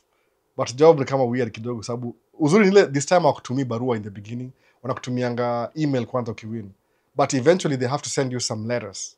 That's why ni mzuri kuwa na address, ile postal address. Tumia ya mtu, hata kama ni ya uncle. Ule uncle mko poa na yeye. Ule uncle atakukanyagia aseme, mse wangu mpata green card. Endi mahali huyu. Tutaka hapa tukufa pamoja. Kuna wase wako hivyo by the way. Niko nashangaa. I never thought so. Niko na mbona mbuyu kuna wase waga hivyo. Kuna wase kuskili utakuwa when you succeed unakuwa jealous. What exist. I never used to believe it because it never happened to me until it happened kwangu. Oh, this thing is true. Okay, sasa. So follow two instructions. No. Naisoma nikwambie kama ndakumbuka. Comment kwa video nikumbuke. Swali last week kama nikumbuka. So kasemaje na kuna vile wali brush to make the background white. Kuna mazi usi edit picture ya DV. Nisema nini bana? How many times am I going to repeat? Nisoma instructions tena. Usi edit picture ya DV. Ni ile tu labda uincrease hata siku edit. Nasemaje, kama uko Lightroom labda uenhance ile tu iko dark, uipatie man, usi edit picha ya DV, natural look. Anyway, kama unajua mimi sijui unanitisha bana Khalid bana. Unanitisha sana. Hizo ni vitu mob sana. Natural, kama unaona nimekaa hivi, kama ingekuwa I think this light, niko na light, hii ni key light, ina cover my whole face. Labda nyewe mwezi ona je mnaangalia kamera different. Kuna kamera moja niko nayo hapa hivi, kuna kamera mbili. So hii kamera ya chini ina cover face yangu, iko well lit 100%. Lakini ya live stream iko nyuma kidogo, nimezoom, iko mbili, kama niko 1 2 3, niko 4 feet ni ngapi? Kamera yangu iko 4 feet away. Alafu ya live stream iko 5 feet, maybe a feet after. So hiyo ninashow hii, alafu nimeiset kwa low nyingine, ile tone iko low kidogo. Juu hii nyingine iko too bright. Inabidi kinda edit picha nikinini. Alafu ni shati ya white hata isaidi. Anyway, usi edit kitu yote. Kama uja apply enda upige picha nyingine tena. Enda ile place uliambiwa ile ilikuwa sijui ni wapi huko. Kuna swali recommend. So asemaje, hey, niko na doubt na photo yangu vile wali change background but ina meet all the requirements. Believe me, utai-upload, ita meet requirements, utai-accept. Lakini kuna metadata. Unaona, hiyo ndio itakupiga nje. Itakupiga nje hiyo by the way. Ni elimination process by the way. Unaona, wale wana pay attention, qualify. Wale wana make their own rules, yeah, just go make your own rules the other side. Si kwa DV. Maybe ile DV yako mwenyewe kitu kama hiyo. Unaona, follow two instructions. Nasema hivyo kwa sababu najua very keen. Kama kuna story za ongea, naweza ongea story ama labda itaona kama namkatia. Nasema tu. Kuna mse fulani ameambiwa hivi na best yangu fulani, pigia albo meet na yeye time fulani 2 o'clock. Alafu sasa jina huyo mse. Alafu nikamngojea 2 o'clock ako show up. Nikampigia simu 3 kamsema, ni aje unakama musikam? Akanipigia story mrefu. Unajua nikaenda nini. Kaambia mse wangu by the way, listen. Nimwambia tu ile kama bro wangu, acha nikae poa kwanza. Nipigie story. Na mse wangu ni hivi. Unajua umesema kuna license ya CDL. Sawa mimi niko na business na matrack mbili na madere. Sawa. So if I ask you kuja kunimit mimi ni create opportunity ya driving, your friend is create opportunity, do you think utamiss your meeting kweli if you're really serious about it? Is there any good excuse you can give me why you didn't show up at 2:10 as we agreed? Is there any good reason, like ulikuwa una travel after kupata accident? Kuna zile vitu zile naelewa. Hapana iko tu sijui akambi bas. No. So I've never met you, you don't know me, labda unaanga video zangu, lakini believe me, the fact that you show up the first time, mimi kwa mind yangu niko na doubt na wewe already. No. If I'm going to work with you in the future, it can take labda sina option, labda you're the last option. Lakini saa hii nisha create a perception about you. No, you don't take things seriously. Unafikiria ni joke. No. That's how I will show up. No show, no call. Lazima nikupigie simu. Suppose kama nilikuwa interview na job. No. Na umse wako huyo alikuwa refer kwangu, nilimuhook up na job. Hata simi instigate mpaka pata job. Alafu nilimleta mbio kama mse wangu mazee, usikuwe na hiyo attitude kwa sababu you'll never succeed kutake vitu kama joke. Kuna vitu za socialites, kuna vitu serious. No. Hakuna Warren Buffett for example. Ukimuuliza watching social media, atakwambia hata sijui social media ni nini. Ananga your time. No. Kuna vitu important than kukua TikTok the whole day ama kukua YouTube the whole day. Kuna wase hata wajuangi YouTube exist, but ni billionaires. No. Funny thing, kama ile Steve Jobs alikuwa create Apple company, the richest company in the world, one of the richest company in the world, sijui ni worth sijui ni 3 trillion ama ni kitu kama hiyo.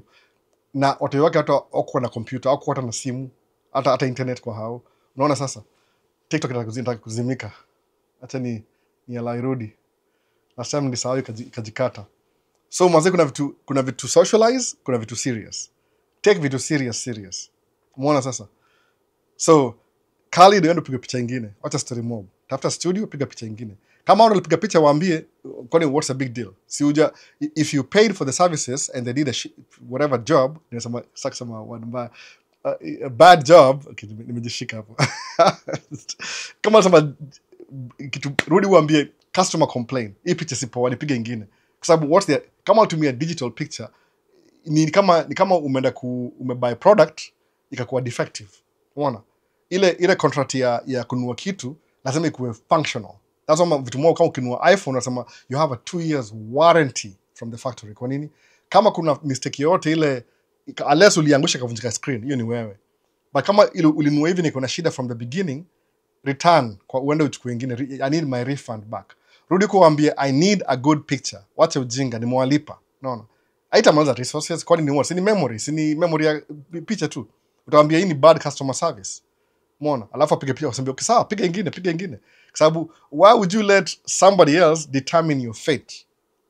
Ya kuja states ama ya kuwin green card. Why are you giving them so much power?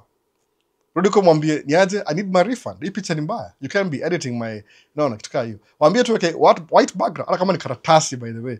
Ukiweke karatasi isikuwe I don't know man. Ile presentation ile una flip hivi. Hata ukiweka hiyo poa kabisa background. White back hata kwa wall inafanya job by the way. Wall. Uko na wall tu ya white imetosha. Umeona? Piga tu picha alafu natural. Anyway, tuendelee maswali. Labda ndakoma hapa for a long time. Kuna swali yote TikTok. Wasema nimewasahau. Sio swali yote hapa. Very well. I follow the instructions to the letter. I will be there. Sasa CMG amesema for everything. Yani increase chances zako za kuwin. Usikuwe eliminated before ianze. Asemaje, how about ukichukua hiyo picha raw, edit to measurements na crop without tampering with the background.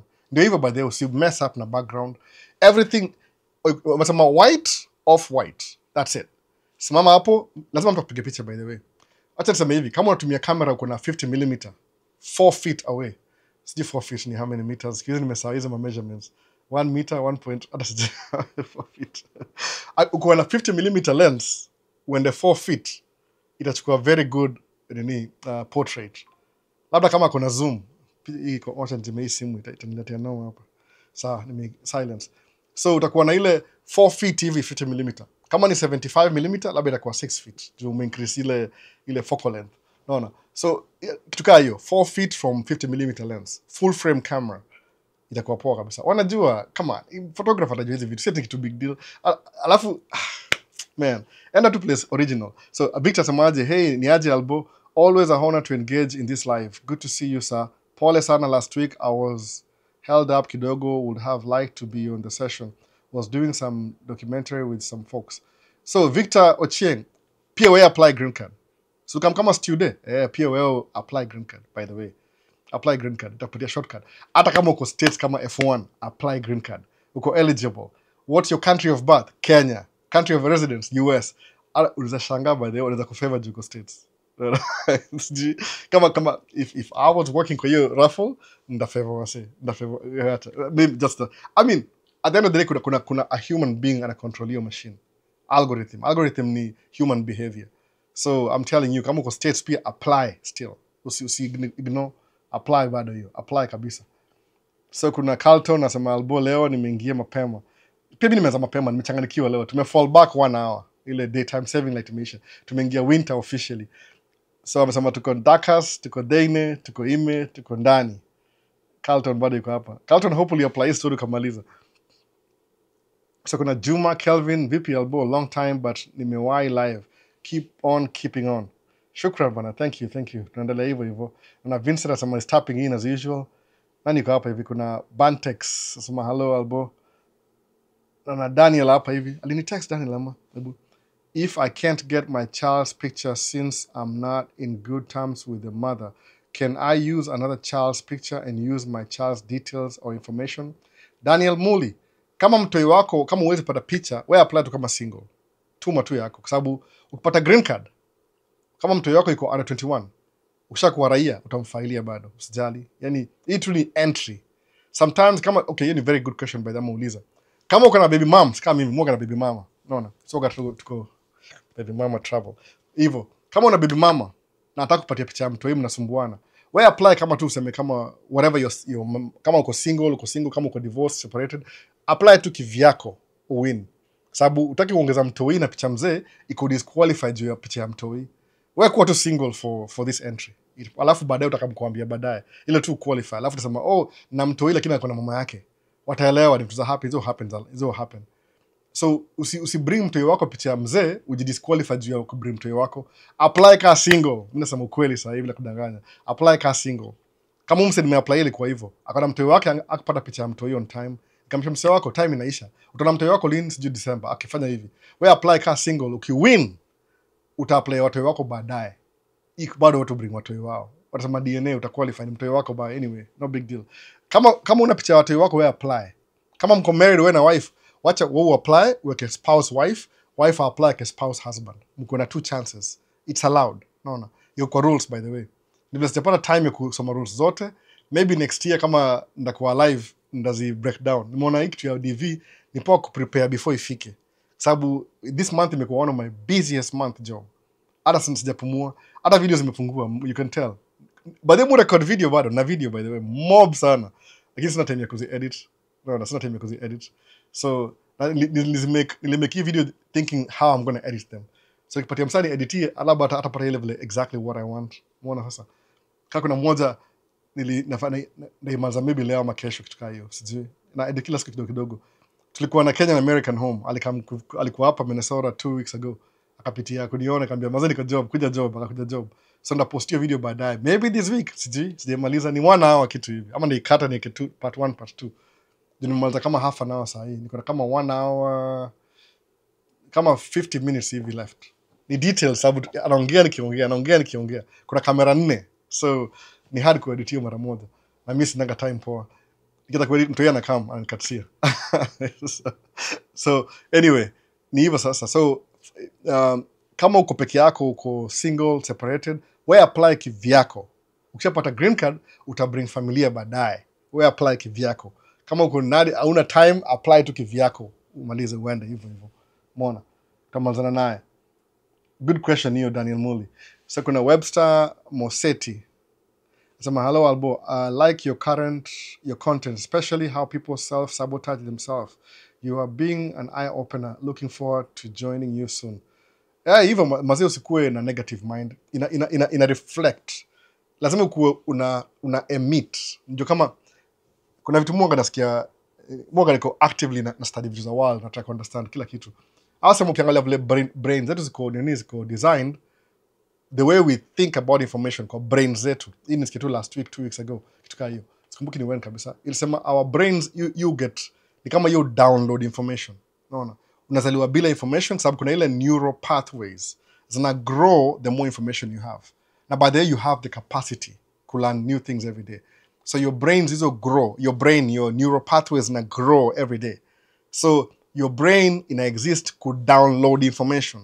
So you wouldn't get sick. Any DNA iko na a capacity ya to hold so much information from the time you're born to the time you die.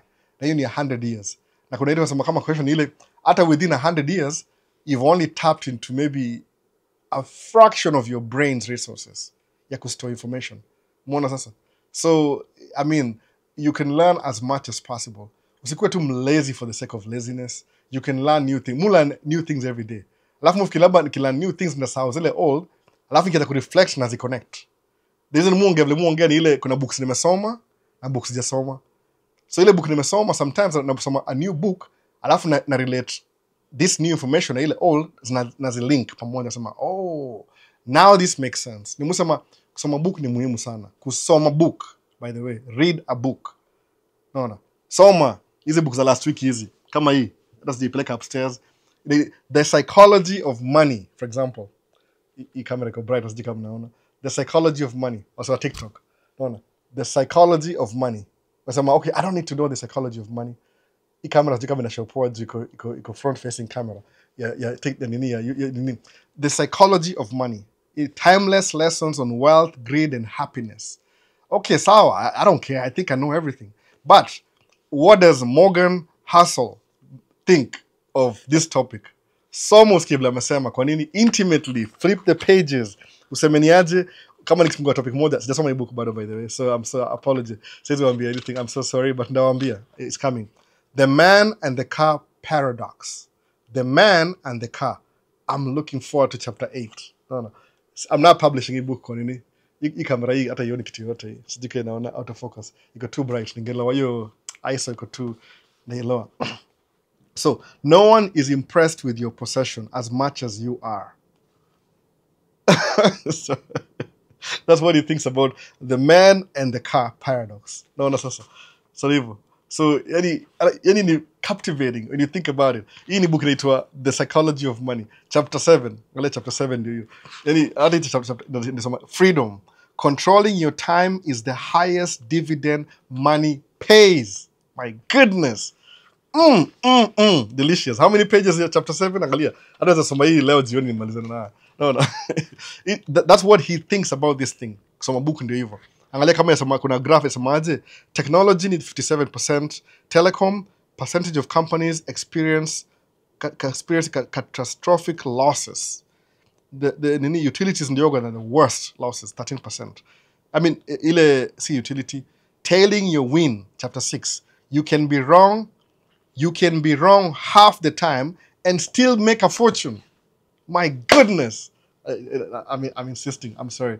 In e-book is some of the psychology of that try to emphasize. Any topic, I'm pretty sure if you pick this book up, you won't put it down until you're done. No, the psychology of money. Everybody wants to know that. No, the psychology. I like chapter 1. Repeat. Tales of the Wind. There's a video in the e-book, by the way, but so you can be wrong half the time and still make a fortune. Sikia story. No. Hii ni story yangu kabisa. Mimi nimekuwa wrong so many times. It's just make a fortune bado. Nasema tu ile getting wealthy versus staying wealthy. Good investment is not necessarily about making good decisions. It's about consistency, not screwing up. Chapter 5. Man, soma book. Chukua idea huyu mse, tuonani mse Morgan Housel. Naona, chukua idea yake za soma hii book, chukua idea zake useme TikTok ndio hiyo. Book nasema, sijui kama iko crooked ama iko waje. Natumia kamera ya mbele, front facing camera TikTok, labda iko off. Soma idea huyu mse ujue ameka brain hapo kama puzzle hivi kwa brain. Sijui kama mnaona TikTok ni brain. Soma idea huyu mse usemeaje, what does Morgan Housel think about the psychology of money? Sawa. Kwa nini? Maybe alikuwa professor. So utakuwa whatever his mind amestore into a book. Now after umesoma hii book, uko na knowledge ya huyu mse. Ni kama umekuwa na yeye conversation na yeye face to face. Monge story amekwambia. This is what I think. Kwa sababu kuna vitu zonga nuance. Yani kuna nuance about everything. Suppose ni hivi. Muita mechanic wangu. Namwambia, hey, mechanic wangu, sasa kusema jina yake. Sijaongea na yeye bado. Angalia engine yangu. Is there anything wrong with this? Anaambia, anaangalia anasema, oh, what's leaking? Coolant is leaking? Asema, yeah. Asema, it could be this, and this, and this, and this, and this. Believe me, ameniambia 5 things. No. Mimi, I have no idea until asema hivyo. Oh, really? Ananiambia, the first thing, wacha nianza na nini? Niangalie mahose. Kuna hose pale chini, eh? Hii ni ya coolant. Asikuwa najua ni ya coolant. Oh, asema, no, your hose is not leaking. It's good. Tumeenda hivyo, ameangalia zile possibility eliminate kwa kichwa hata before aanze. So you need diagnostic in his mind. That's what you're paying for, 150 an hour. That's what you're paying for. Ile knowledge iko hapa kwa kichwa. Si ati juu ati kama ka waste time. You're paying for his knowledge. Ali take time to study. Afasema, oh, Albert, I know what the problem is. Nini? Your filter is not, is loose. Iko tight kabisa. And I tightened. Boop. Okay, mimi nasema, whatever. Simwamini. Naingia job Monday. Pre-trip ya Tuesday, gari ya leak coolant anymore. So what happened? Ilikuwa loose. He got it. Kwa nini? That's what you pay for. Si ati msali take 3 hours kurepair. Ile knowledge yake ile kudiagnose kitu in 15 minutes or less. Mpe 150. Kwa nini? Ame take time kustore information kwa mind yake. Umeona? In the psychology of money, by the way. Unaona? Value. Nasa, mazi, hii phone yangu ni poa, yani iPhone 15. You guys don't really care iPhone 15. Maybe mna care sijui. You don't really care. Unaona? So, hii ni mimi. My car, oh yeah, whatever. Kasa ina nataka kununua van, by the way, nataka kununua van. Sasa najua. Nisemaje nime pick up truck, I don't really need a pickup truck. Gari yangu imetosha ni Q7. Nimeuza ile gari nyingine. So nime realize quickly I need 2 cars. Moja ya job, ingine personal. Sababu personal sasa tunamtoi. So sitaki kumix vitu za job na personal, complicated. So nataka gari nyingine. Si ati juna doya kubai gari nyingine, by the way. Ni gari ya biashara, ni gari ya kutumia kwa biashara. Kwa nini that's important? Sababu mwanga hivi. If I don't make any plans about my life, if I don't have any plans, alafu ni make dough, mufanya vitu za ujinga by the way. Mimi guarantee even all the books won't even help me. All the books I've read. Every time niko mwaga na pesa, I do stupid stuff na hiyo pesa. Stupid things. Nafikiria, I think I need a microphone ingine bana. Hii ni sure. Oh my goodness. This microphone ishaanza kuwa too old. Ni brand new by the way. What am I doing? Alafu nasema, why did I do that? Why did I do it? Why do I have 3 microphones? Na hakuna mseo kam kudu podcast. Na 3 microphones by the way. I wish ningewa show. Musa mna show. Kuna 1 2 3. Why do I have 3 microphones? Na mwaga peke yangu hapa podcast. No. Oh, it's for the future. I buy stupid shit when I have money. So nisema hivi, from now on as a lesson to me, nisema kabuku fulani asikumbuki ni book gani. Nisema aje, make every dollar count. Make every dollar count. Kwa nini? Uko na budget. Even before you get the money, ushaipatia job. Hii ni ya hii. So, just in case if I nikinunua van, kwa nini? Nimeuza gari yangu cash. Ningewasho hiyo cash. Ndawasho baadaye, sijika ndawasho. Nilishai deposit already. Ilikuwa last week. Alilipa cash by the way, nilipa cash. Gari ilikuwa cash. Ile ukiuza gari ile through bank ile owner to owner, unapewa cash. Nikahesabu kila kitu. So akanipatia sha deposit last week ni deposit. So labda ni withdraw ni washow nikitaka kubuy gari nyingine na withdraw ni washow. So ni hivi, if I don't give my money work, guess what? Na waste. Kwa nini? Mimi sijazoea kuwa na pesa bana. Mimi nitoka umaskini bana, vipi bana? So you have to give your money work hata before ikuje. Unaona? Kama usema if I get $1 million now, what will I do?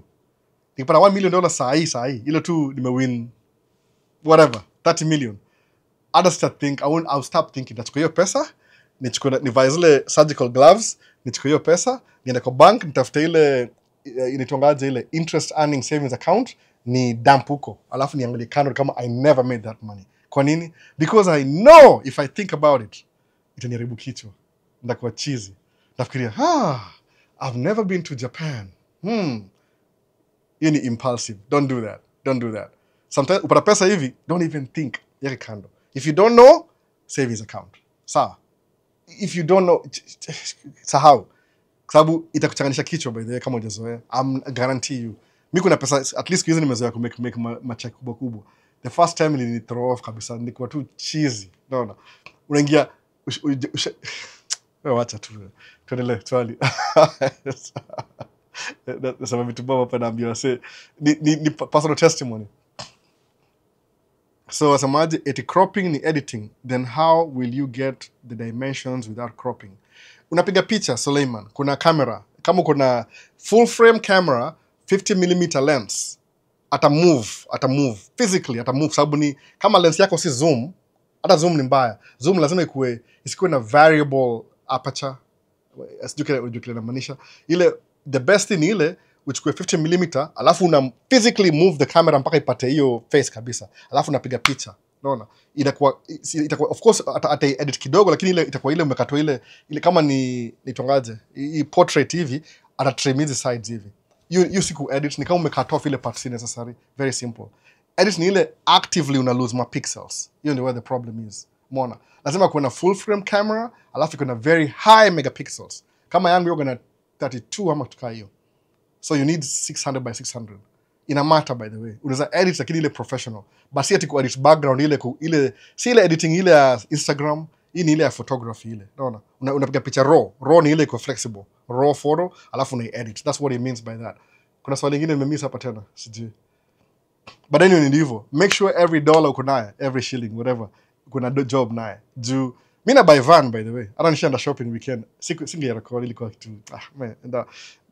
Mtaiona hiyo nikibuy, kama ndabuy mtaiona. Nda show van. Juu if I don't buy that van, ndatumia vitu vya ujinga. I'll do something stupid. Last year I buy camera 4,600. Anajuliza, why did I buy that camera? Nilikuwa buy juu ya wedding ya best yangu. One time, na sijaitumia tena. Na sasa hata haiko hapa. Uitumia once in a while. Sasa is it really worth it? Ndaiuza hiyo camera by the way. Ndaiuza. I didn't really think through longevity. Ndaiuza. If I can get 3,000 back, ndafurahi sana. Ni invest kitu kingine. Anyway. Yes, patiana ni very expensive. Ni FX3. Situmiangi sana. Iko too complicated. too cinematic. Na sina time. No. So nasema hivyo. Make sure all your money iko na purpose before you get the purpose. Book ingine ya pili ndio hii. Kama kuna book ingine hii za last week zote. Hii inaitwaje? Hii inaitwa the Personal MBA 10th Anniversary Edition. Josh Kaufman. Hii sijui kama ni hiyo interesting kama hiyo ingine, but kuna hizi book niko nayo hapa hivi. Why read this book? Amekwambia why read this book? Nasema hivyo. Since you're reading this book, chances are you want to make something important happen. You want to start a business, get a promotion, or create something new in the world. It's likely that one or more things are holding you back from achieving your dreams. Sikia tu hiyo statement hiyo the first paragraph. Unasikia tu poke sama book sama yes. No. Tena nayo. Ingine isn't the last week by then. Niko nazo last week. Inaitwa buy back your time. Buy back your time. Unaona? Gari TikTok itakuwa opposite TikTok. I'm sorry. Buy back your time. Kamera ya nyuma, in fact tumia kamera ya nyuma. Na solve your problem. Alafu zilichukua tangu last week. I'm not reading this book actively. Kuna book moja nasoma iko next to my bed uko upstairs. Anyway, swali eye-opening ya self-sabotage. Swali nyingine ni gani? Kuna Deno asema mambo albo, tuned in hapa, Githurai, endelea kutuchanua. Wazi mazee. Deno ni aje. Dash asema aje, how are you? It's been a while, hope you're doing great. Niko poa kabisa by the way. So na survive tu. Niko poa sana. So kuna Abel Meli asema aje, they say kila mtu akona pesa tofauti ni kiwango tu. Anajua anasema tofauti ni kiwango. Tunasema kila mtu yuko na pesa tofauti ni kiwango tu. Sijui namaanisha nini lakini you guys can help me. So Samuel kama anasema yo mambo bro, I'm newly subscribed. Karibu sana Samuel bwana. Kuja tupatie critique if you're doing a good job hapa ama tunafanya mchezo. Lakini seriousness, naongea seriousness life. Kuna ile so uchikile mudu sidongi ile video mob za nini. Mimi ni Kambuyu by the way. Kama sio ajui, kama ni mgeni Samuel, mimi ni Mbuyu na watu wanne. I have 4 kids. 14-year-old, 10-year-old, 8-year-old na 1-year-old. So mimi ni Kambuyu, mimi ni father na watoi na one wife, naona. Niko na mortgage, I have bills to pay, niko na job, niko na responsibilities. No. So mimi ni Kambuyu, kuna vitu jokes, kuna vitu serious. Sawa. So mujua hivyo. Ukianza kudu vitu serious, au utadu vitu za ujinga. You won't have time to gossip. Si ati gossip ni mbaya. If you need to gossip, ni free therapy by the way. Gossip ni therapy. Alafu pia maybe sometimes ukienda kwa job kama utana gossip, inamaanisha you get to know about everything about everybody. Naambia story moja. So best yangu mmoja ule alinibring hii job, best yangu. Alinipatia opportunity akani hire. Musa manga hivyo by the way. If you want to know ukianza tracking for example kama CDL class A do tracking. Don't work for a big company. Tafuta company small, a small fleet, maybe 6 trucks, 10 trucks. Kwa nini? Utakuwa na ile personal, ile utakuwa unajua. Fanyia mtu job, somebody who's a small business owner. Atakufundisha everything you need to know even without teaching you. Sawa? So kuna mse fulani yeye ndiye alipatia opportunity, alini hire when I was really new, 2 years in truck driving. Akani hire, he taught me everything I know about trucking maintenance na kila kitu. So akona dereva wake mmoja kwa 22-year-old. Sawa? So this guy lately niko namsalimia tu ile ni Mwafrika pia ni Nigeria. Hey, how you doing? Hivyo. So last week aliniambia, hey Albert, how did you get started? Na history ya tracking. Nikamshona your boss wako huyo your boss taught me everything I know. So I was a little bit excited. Nikamwambia, I was driving his truck for 1 year. Then I talked to him. He sold me the truck because he bought on the truck. So I got very excited. Nikamwambia tu kama testimony. I'm giving him a testimony of why I own 3 trucks. Na mdosi wake ana 5 trucks, but my trucks are newer. They're very new. Ni automatic. Nikamwambia tu ni ile I learned from him, but now from him I had to create my own path. So musa manga hivi, if I'm going to buy a truck, I buy a truck I can drive. No, I'm more gonna standards. So that's a good thing. I have standards. No. So if I'm going to buy a truck, lazima ikuwe comfortable. Lazima AC fanya kazi, heat nafanya kazi, kiti ni mpya, steering wheel, everything works the way it's supposed to be in the truck. Even if it costs 310,000, but hiyo ndio quote ya gari mpya nimekuwa last week. Sikufanyia video, I'm so sorry, niko na haraka. Nimetest drive truck moja on Friday ama Thursday ama Friday. Ilikuwa 310,000. Hiyo ndio quote sahi. Out the door, kila kitu 310. So hiyo ndio truck. Na hiyo truck hata yangu ni poa kuliko hiyo ni ile degrade kidogo. So msema if I'm buying a truck, I usually buy a truck that I can drive, my standards. So like anybody who comes to drive kama dere wangu, the same thing mean experience like I experience. The fact that I've driven for somebody before. Gari nilibuy ilikuwa 1989, very old truck, but that's what the guy could afford. Kwa pia he was building his company. Lakini amegundua yeye akona system ya mechanics, he can run old trucks na bado amekdo. That's his style. Mimi sinanga your time. Musamanga efficiency number 1. Sitaki ni lose dojo truck iliharibika. Wacha truck ikimbie, ini cost more nilipe payment but nakimbia kila siku. Kwa nini? Jora dereva na make more money. You don't waste people's time. Sababu hao watu wako na familia, by the way, most people. If I'm going to have employees, they better be making a good wage. Sawa. So ndio class yangu. Nikamwambia mseti, so are your trucks automatic? Nikamwambia yeah, all of them are automatic. What about the tires? Nikamwambia mimi sikagi tire yote, recap mweka brand new virgin tires. Mbili zikiharibika na repair. Mbili zikiharibika na buy all 4. Hizo nizitoe kando. Nisema easy waste of my time. Sasa kidera nipiga simu niambia I have my tire blew up leo, my tire blew up. Stuck your story. That's what madera ukipata accident wakaribu gari yangu, you take very personal. Naambia I gave you the truck in one piece. You brought it when something is missing. You're messing with my business. No. So mu keep ile high standards ile. Sitaki kuwa illegal kwa barabara, everything. So mseme kuna interest, mseme think differently. Gari yake ni mpya. So labda ana wish, labda he wishes akwa nifanyia mimi job.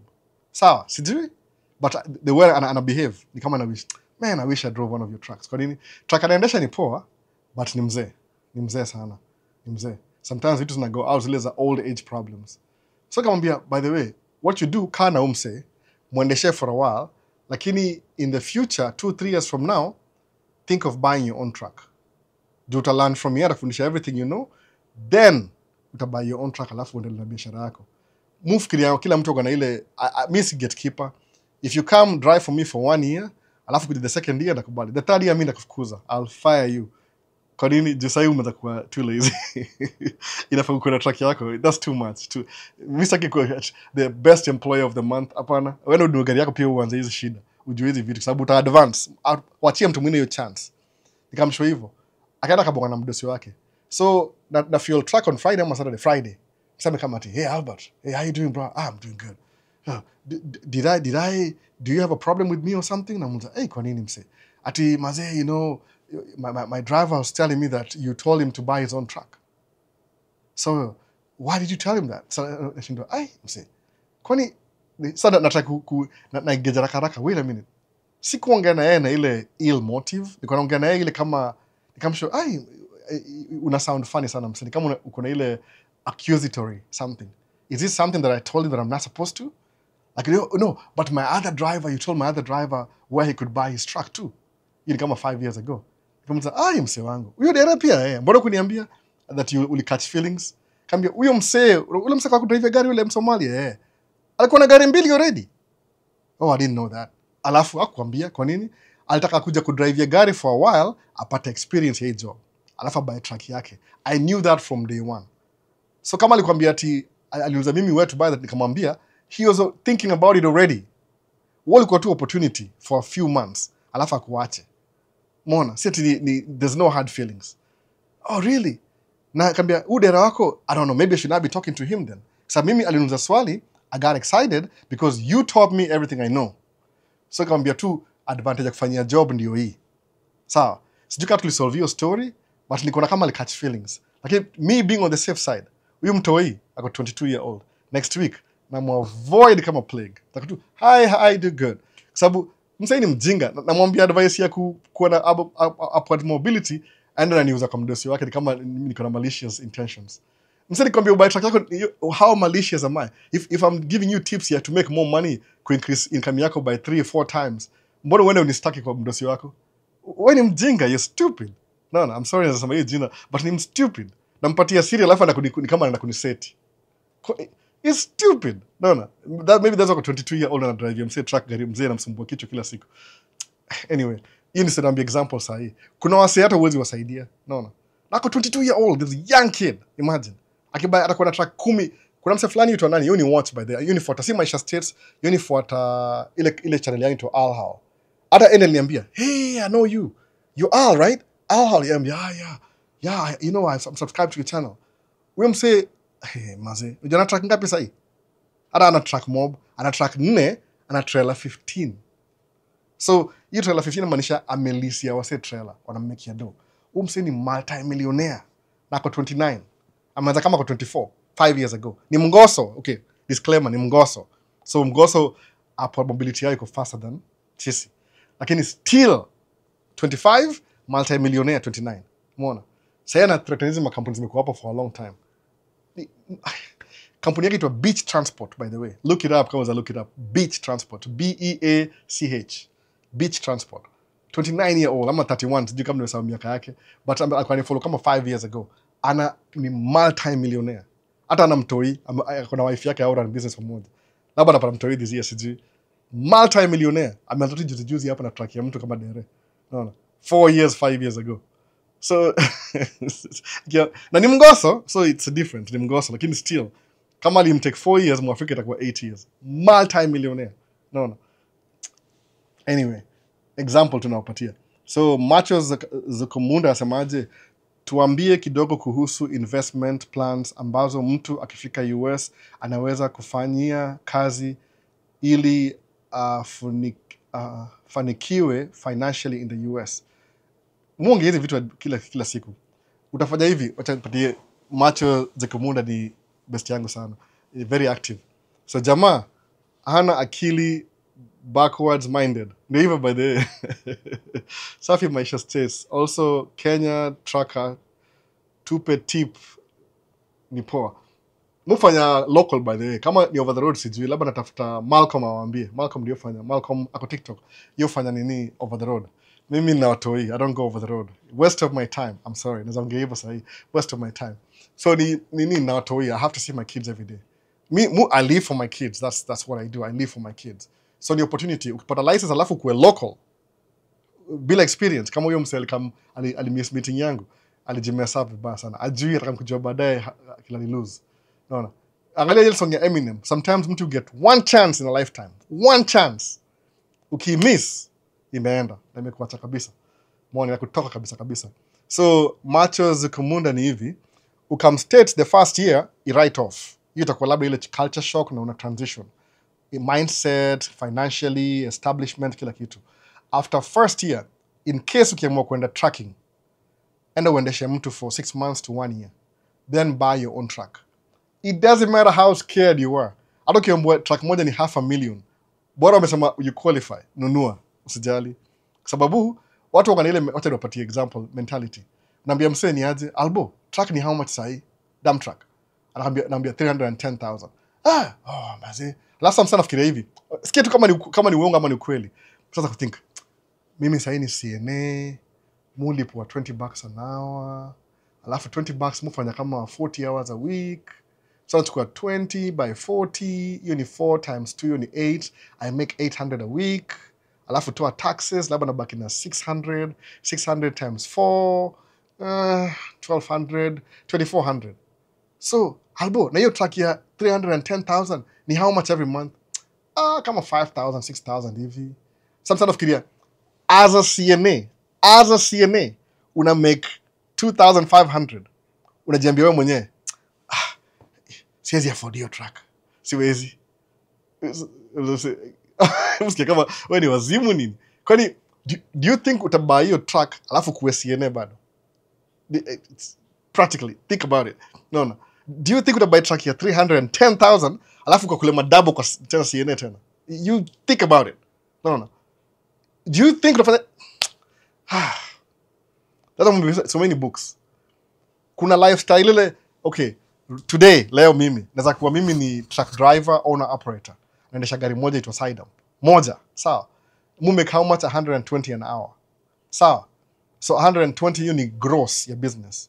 So, unaongea juu ya $20 an hour, mimi naongea 120. Na truck yangu si dump truck, ni truck ya 120,000. Amoza buy temele the cheapest was buy your truck at 40,000. Kama ni used. Musema tupatie 60,000 hivi, truck ya 60,000 sahi. Sawa. Umebuy truck ya 60,000, chukue calculator. 60,000 for example ya side dump. Side dump ni kama 8 months. Sawa. Maximum ni 8 months. Ukikuwa mlazy utafanya 6 months ama 7 months. Sawa. Unaipo 120 times sufanya 50 hours a week times 50, hiyo ni average. 6,000 a week, hiyo ni gross income, times 4, 24,000 a month. Sawa? Toa mafuta ni kama tuseme 1,000 a week, hiyo ni 4,000. Toa insurance 1,000, so baki 20, 19. Toa track payment 2,000, 18, 17. Ukibaki na 17,000 a month. Sawa? Ubaki na 17,000 a month. Sawa? Hii ni pesa ya nini ya business. Useme I will pay myself 7,000. Alafu ni save 10 kwa account for 8 months. After 10 months, after 8 months utakuwa na how much kwa account? 80,000. Hebu niambie kama ulibuy track on loan, utashindwa kulipaje track ya 60,000? Na ule make 80,000 after seasonal. Hii ni 8 months, si 12 months. Lazima uchukue useme hivi, lazima uko na hiyo akili ama soma books. Jua hivi, if you're here today na una plan kuwa hapa kesho. Sawa? When you get here, hautakuwa na the same income ya jana. It's a new thing. Future yako si past. You can't think about your future while living in your present ama past. Future ita improve. Utakuwa na more money, utakuwa na more opportunity. Kama mimi kwa time singe rent hata hao, niko na my roommate. I couldn't afford hao ya $400, $800 a month. Kwa nini? Roommate tulipe 400 each. Na bado niko na struggle juu na car payment ya 300 na insurance ya $90. So ilikuwa 18 years ago. Saa hii mlipa mortgage ya 2,700. Tumeweza kutumia heat sasa iko hao itakuwa 300 400 a month. Dishi ni 1,000 man. So nikisemaje? Albo, nunua track ya 300,000, nunua track 5 za 310,000. Itakuwa maybe 1.5 million. Niseme payment ni how much? Track 5 kama moja ni 5,000, so 5 itakuwa 25,000. Siwezi afford hiyo saa, siwezi afford. So how can I compare life yako ya saa hii na gari moja na gari 5 kesho? How? It doesn't make any sense. So unajicount out of something just because unaangalia I'm here now making peanuts. Nikibuy truck, I will make my peanuts and I have to pay for the truck. Ni book, how ni explain aje? You will be driving the truck. It's 120, si 20 anymore, 100. So kuna budget ingine different. The trick ni ile, when you're making 120, jilipe 20 bado. Ama seme okay sawa umeimprove. Jilipe 30, ama jilipe 40, double ile income yako ya CNA, ujilipe $40 an hour, alafu save hiyo ingine. Why do you need to save? Ukisave saa in the beginning, first 2, 3, 4, 5 years, you will never work a day in your life. Kwa nini? Utamake investment flani, itakufeed mpaka udedi. Naona? Mpaka wachi wate wako. For your kids and great grandkids utakuwa na benefit kwa hiyo story bado. Muona sasa? Ufikiriani hiyo kichwa. Kama uko Kenya sasa hivi upate green card ukam states. Au unatumia budget ya Kenya kurun states. Forget it. Utaomba pesa sema nimewin green card albo. How much do I need? Applications do you need? Hata sijuangi hiyo figure by the way. Niangalia video ya tunani Lucy Mwangi akanambia watu, mtu alimuuliza swali kwa TikTok leo asubuhi by the way. Akiona akimuuliza ni green card ni how much? Stop thinking about how much it is. Win kwanza. Musema hivyo, penye nia kuna njia. Win kwanza green card sema nimewin green card. Watu ngapi win green card alafu anabaki Kenya hajui mtu. Labda hajaambia mtu. Sisi kuna nini? Wazana uende TikTok useme albo nimewin green card. Nitafutia wasao ni fundraising ya tikiti. Utapata hiyo do. Alafu ukipata hiyo do kuja hapo utalipa kila mtu. You will pay them back by the way. Ni guarantee. Wasao come Kenya vacation every December. How much do you think they spend? 10,000, 15,000 come vacation Kenya. By the way, the whole family. Tikiti alone ni 10,000. So how do they do that? Alafu utasema ati utakama green card one way alafu ndio kulipa mtu deni uliomba Kenya. Utailipa yote. Anyway, to move on. Nimeinsist on hiyo story. Jiapprove kwa ile mali ulikuwa. Your past ama your present does not determine your future. Okay, in a way it does. Like, but ile time ya do. Ile do yako ya saa hii, whatever you're making right now, uta make you next year. Mwambia wife very simple. Wife ana graduate this year December. Akona degree psychology. Sawa. Ceremony next year May na kila mtu unangojea kila mtu. So story ni ile akona degree yake. Ametafuta hii degree sijui the last 20 years. Kitu kaa hiyo. 20 maybe 10. I don't know. Angafa kama 10 years ago. Ajairudi alikuwa shindwa afanye degree na nini kwa sababu alianza hii kwa marketable. Mimi ni muinfluencer akamwambia hiyo haina do. So I just want to finish. Sawa, shamaliza saa hii. Sawa. Akianza job saa hii naambia ile income uta make ukishakuwa na degree saa hii. Uko na more opportunities na kama una degree. So what's judge income yako before upate degree? Ita increase, of course. The idea ni ile, think investment. Sababu we don't live forever. So we expire at some point. So at your prime in life, save dough, anza investment. Usingoje pa uanze kwa mzee, sasa leo umeanza kudecline, peak ndio unaanza kusave. Kwa nini? If you're making more in your peak, save a fraction, ikireduce ukiweza kwenda low, ile fraction itaflip hivi itakamkusaidia. Itakuwa sasa inakusustain ukikuwa na energy inaisha, nguvu inaisha. Umeona hivyo sasa? Tuendelea maswali anyway. Nimekaka hiyo point sana. So usifikirie part ya tafadhali, please. Life ina change. Ukibuy truck yako sahi, ile income una triple. So ukisema naogopa, it's like you love being broke so much. Ama kuna trauma fulani sijui, ama una embrace being broke.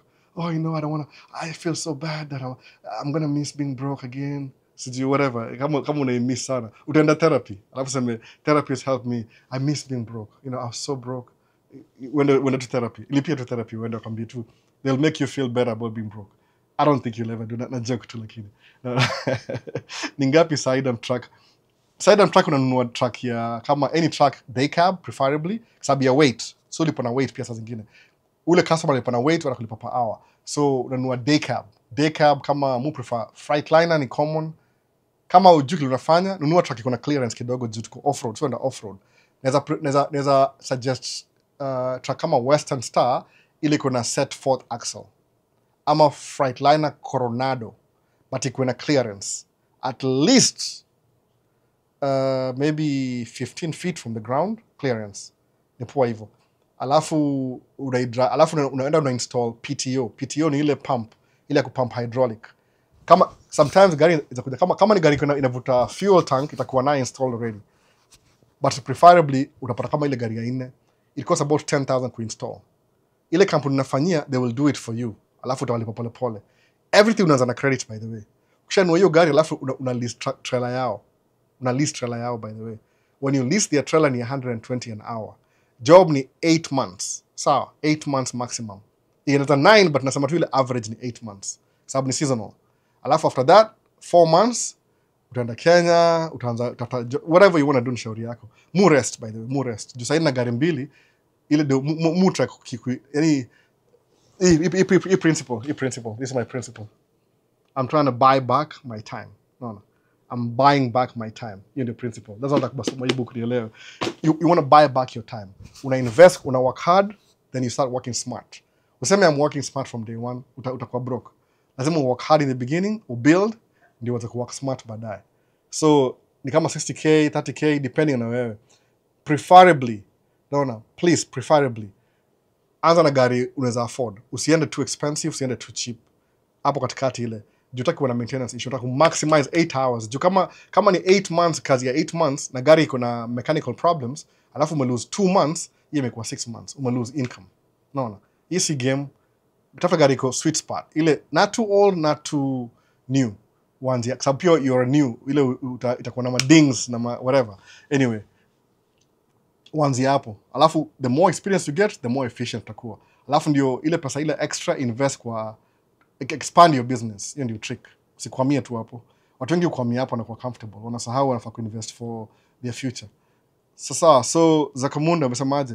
Unaanza na business kwanza, unaanza ile the first year write off. Alafu kisha anza business.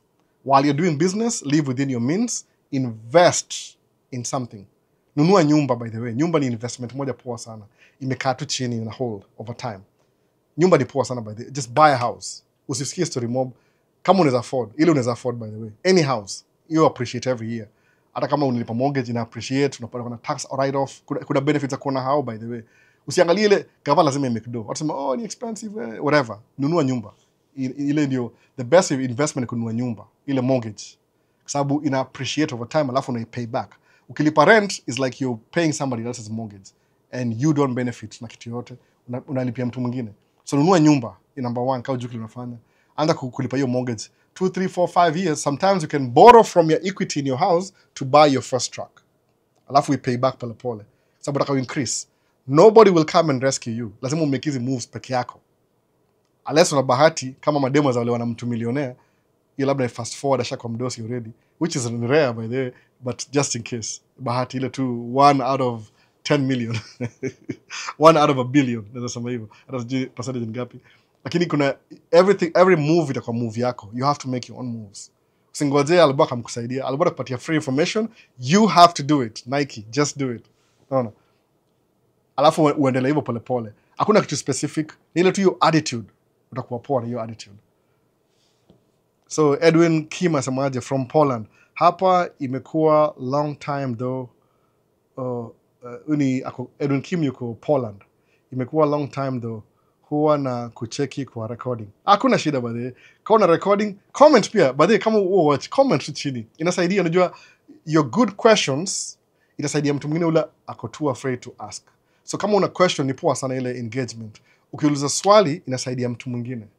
Juu mimi siwezi jua, inaweza kwa labda I have the information in me but because nobody has asked na assume mnajua already. Alafu nakuja realize half of the people didn't even know that thing exists. Naona kitu hiyo. Kama savings account ina high yield. Ina exist by the way. But lazima kuwe na 100,000 plus. Juu so wengi kwa una save 100,000 they will never know. So kuna vitu mob ziko available but ziko na class yake. Suppose kuna $250,000 saa hii. Unaweza hiyo pesa mahali kwa account inakumekia 4% every month. Imagine. How many people know that? Very few. Nime mention saa hii because just in case. Mimi nishaambiwa nipigiwa simu na bank akasema ati usiweke I don't know. I'm using that money for ni kama actively ya nini ya business. But alinisuggestia but it's good to know because hiyo ni my next goal. Naona sasa. You can make money just on a savings account by the way. Imagine. Si tumeka chini ya mattress inaweza kulala panya. By the cash haina value, ile karatasi haina value. Ni ile whatever value is attached to that cash ni ina matter. So don't just keep cash chini ya mattress. Nunua kitu ile ina increase in value. Nunua punda ama ng'ombe na kupatia maziwa. Something, unajua ile something tangible. Value si pesa ina value. Pesa ina yani ile value inakuwa determined na pesa. Ni kama a measure of value. Unaona? Currency, in the currency hiyo. Haina value. Don't save cash kwa chini ya mattress. Nunua kitu fulani ina make it more valuable. Hiyo ndio muhimu. So Edwin Mazee, kama una watching, kama una comment kwa hizi video by the way, kama una swali yote ile unajua. You guys ask very good questions. Alafu tutadiscuss baadaye. Sababu mimi siwezi jua kama msemi, lazima nijue people hapa ndio watu wanafikiria kitu kama hii, half of them know, half of them don't know. Kama story ya green card. Mambo ya picha ni very important, unaona? So hapa tuko wengi also watching from Poland. Oh, niko YouTube. Kuna mwingine Poland pia hapa aitwa Freddy. Ama ni sio ni picha poa. Ama ni Trudy. Man, miwani yangu ni mbaya. Nimevaa shati ya white line reflect. Kama mko Poland, apply green card. Edwin Kim, apply green card. Wewe ni Mkenya bado, usisahau. Labda kama umechange citizenship, apply green card. Mimi nakwambia the best country in the world kuinvest as an immigrant ni hapa United States of America. Umeona? Especially kama umeishi Poland, ushaelewa hii lifestyle. Utakuja hapo uta fast forward.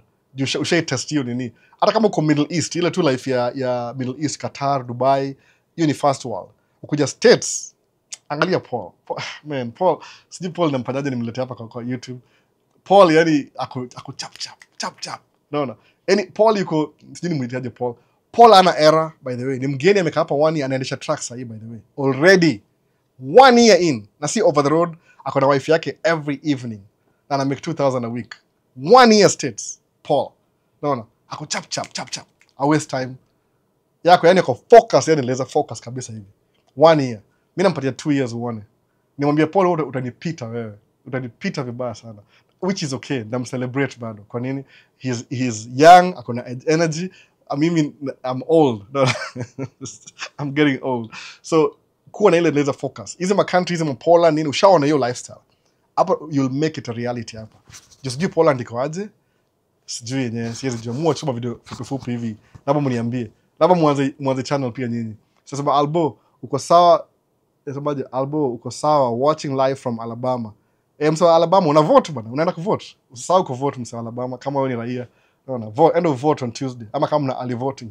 I also tell my Kenyan fellows to apply DV lottery when in US is like what gonna nasema 5 a.m. in the morning.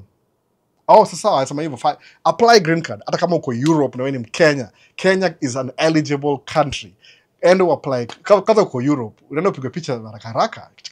Kesho hii ni kitu ya what, piga picha, utapiga picha kama tuseme 2 seconds, upiga picha seme how many snap a second, maybe 5 minutes, upoe picha, uchukue simu yako, ufungue DV lottery, uangalie specification ile metadata iko na 600 ama nitumie nikonfirmie kama unaogopa, nikonfirmie alafu sema iko poa, uingie kwa simu yako uapply na usubmit, usave ile upatie email, usave ile the last grade, upige screenshot, done. Ungoje next year come States, umetoka Poland nini, unajua kila kitu already, ile utakamtua apply hiyo experience ya Poland States, you'll be ahead of everybody. By the way, very simple. Hata kama uko state kama student, apply green card still. Kwa nini? Si lazima uende kwa mnyanyezi, utakuwa change status immediately legally. No. So ungejua illegal immigrants ndio hiyo sasa. Kuna swali mwacha. Even land is good. That thing for 4% is really good. Iko enda ulize, hata angalia, look it up. 4%, anything over 6 figures, 100,000 plus, unapata 4%. So imagine kuna 100,000 alafu unapata 4% every month. Every month. Sisemi ati ni every year, every month. Kwa nini? The bank is using your money to make more money. So unapatia cut. Maybe umpatia mtu loan, uliopatia 100,000, wakapatia na loan immediately. Kwa sababu kuna ile fractional lending. If you know what that means, fractional lending. Ile unapata ile pesa bank inapatanga, they only keep 10% kwa reserve. 90% wana lend out immediately. So if you give them 100,000, they will lend that money out the next hour. Alafu itakuwa na 18% interest. So they are making money from your money. So to thank you for giving them your money, they'll give you 4% every month. Every month they make 18, wanapatia 4. 18 wanapatia 4. So you're scratching, they're scratching your back, you're scratching their back. Now you can leave off, ukona hiyo kama deposit 100,000 na kumekia 4%. What's 4% of 100,000? Piga hiyo hesabu ni 100. Ni $4,000 a month. 12 months. Hiyo ni mshahara mse. Sasa kama tu uko mjinga useme mimi na retire sasa. Shapata samusa manga hivi, if I get $1 million. If I get $1 million, alafu na you deposit kwa account. Alafu nipate 4%. $1 million. Hii ni how much? 40,000 a month. We shall retire. You have to think about these things. Una imagine how different will my life be. Unajua kwa nini? Kwa nini you have to think before ifike. Kwa nini? Ndio when it arrives, pata hiyo $1 million hivi. Usichanganikiwe bwana. Sitaki uchanganikiwe kwa sababu utachanganikiwa. By the way, the first time nipata check ya 10,000 nisema mtu wa isili bwana. 10,000 akia nani? Na hesabu. Wacha tu. Nafungua account ile tu randomly sasa mchana nafungua sema 10,000. Unapigilia sababu ya Kenya sema exchange rate. Squeeze ni nothing. Whatever. No. Natakuwa na 1 million hapo. Ni hivyo bwana, unazoea. But lazima ujizoeshe before. Ile prior ujizoeshe before. Ndio usikue usichanganikiwe. Utachanganikiwa by the way. I'm not kidding. Cheza nini? Utachanganikiwa. You will. Kila mtu. Kama huja experience hiyo do. Utachanganikiwa hapo. Na itafanyika, si itafanyika. It's very possible. So, msewa Poland bwana Edwin Kim, apply green card pia wewe. Pia wewe una exception. Naambia kila mtu sasa leo. Leo nachapa kila mtu kiboko. Mimi sinanga whip. Naweza make whip by the way. Tena show mixer yangu. Na show hii sengine karibu kitu bahati mbaya. Ndio hii mixer yangu by the way wasana watch live. Ndio hii mixer yangu natumia. TikTok sijui kama nawafikia bwana TikTok. Nini iko hapa? Crucial. Vitu tukatight sana TikTok. TikTok ndio hii mixer yangu TikTok. Ndio mixer. Mtu mie mixer hii. Ya $700. Unaona? Hiyo ndio mixer yangu hapa hivi. Hii Rode ya podcast. Natumia tu one channel. Unaona one channel tu ni one channel pekee yake. Hiyo ina up and down. Ndio hii mixer yangu hapa bana. So nilibuy kitu last year. Azaitumia sana. Nasema I have to use these things. Isikue bure. Unaona?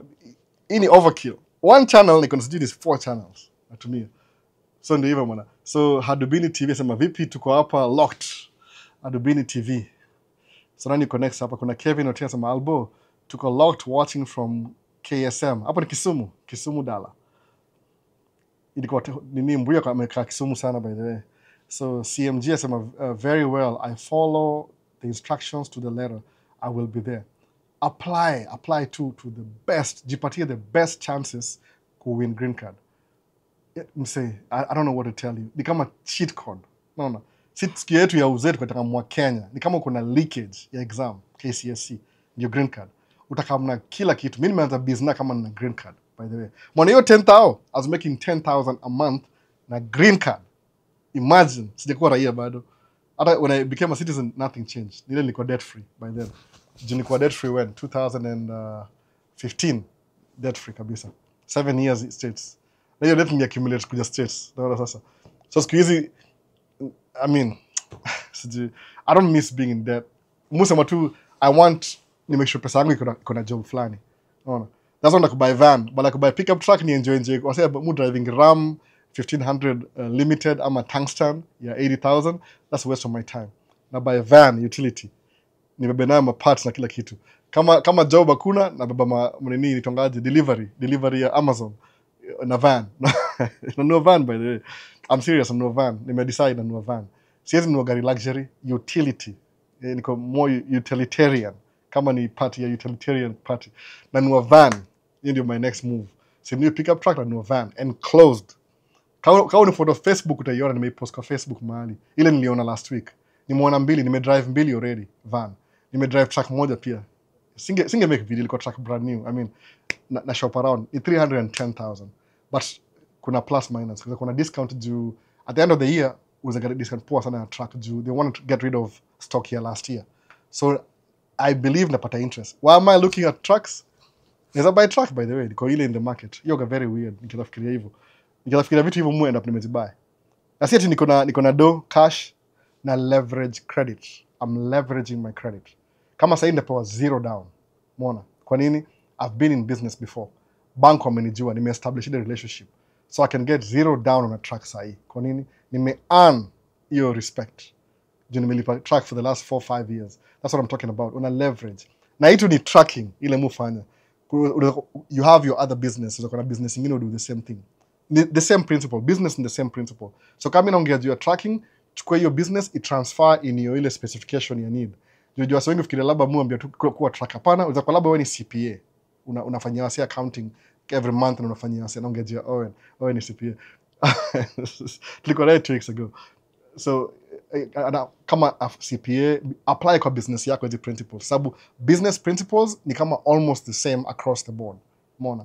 Whatever thing you're doing, itakuwa the same thing. Live within your means, apply hizo nini itakusaidia. So, well, I follow the instructions. CMG. Next question, nani? Hopes the acha mtu wa TikTok bado. DCI wa Vinara. Albo, wife mlami, si wanasumbuaga sana kuwa married. Na kwa ni huruma bwana DCI. Mimi wife yangu mimi nilimuoa, hakunioa.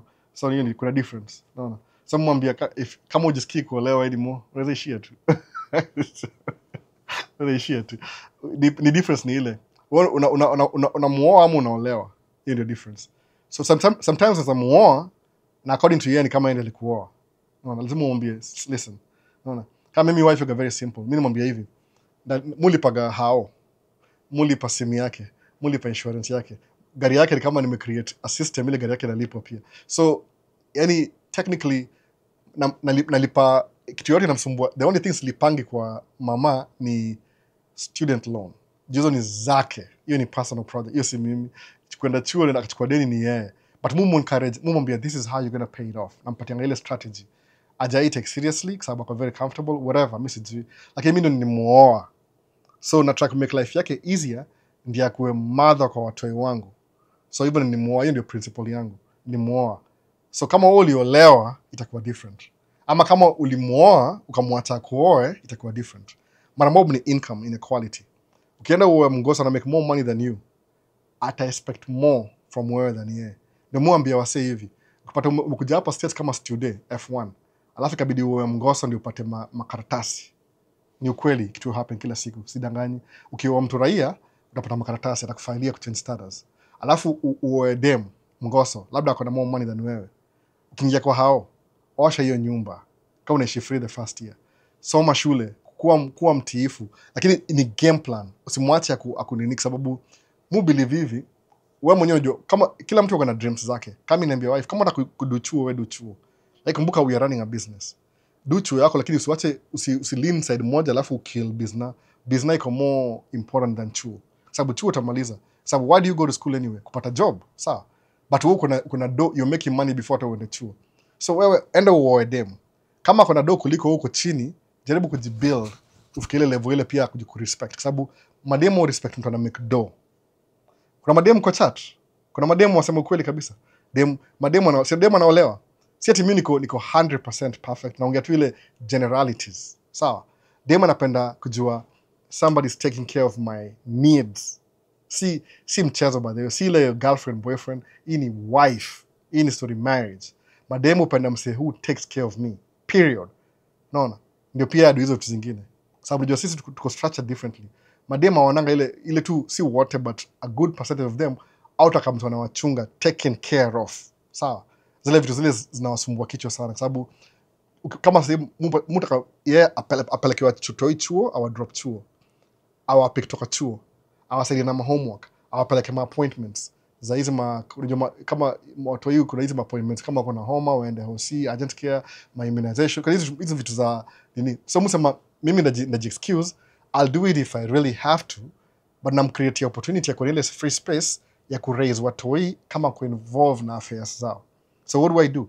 I do my, itakuwa unfair, maybe itakuwa na contribute 70 na contribute 30. But because mimi na contribute 70, hiyo 20 na cover ile ndio nimpatie more time na watoi. Sawa. Nimeshow gari yake haina problem, alisema nataka Q7 nikaba hiyo Q7. Iko na prestige, hiyo funga mlango hivi kuna soft closing doors. Hiyo ni enjoy kila siku. Inajifunga inajisakin. Hiyo ndio gari yake by the way. Ina maizi ma ambient lights na change kuna green, yellow theme, whatever. Mimi yangu ni color moja white. I don't care by the way. Lakini gari yake ni more special than yangu. Difference ile yangu iko na air rides. Yake ina air rides. But iko very sure after 3 years atasema I want one with the air ride. Whatever she wants nampatia. Si ati na guarantee ati hiyo ni guarantee atakaa na mimi. Akichoka pia aishie sawa. Na getu mwingine nampatia the same things. Win-win. Who cares?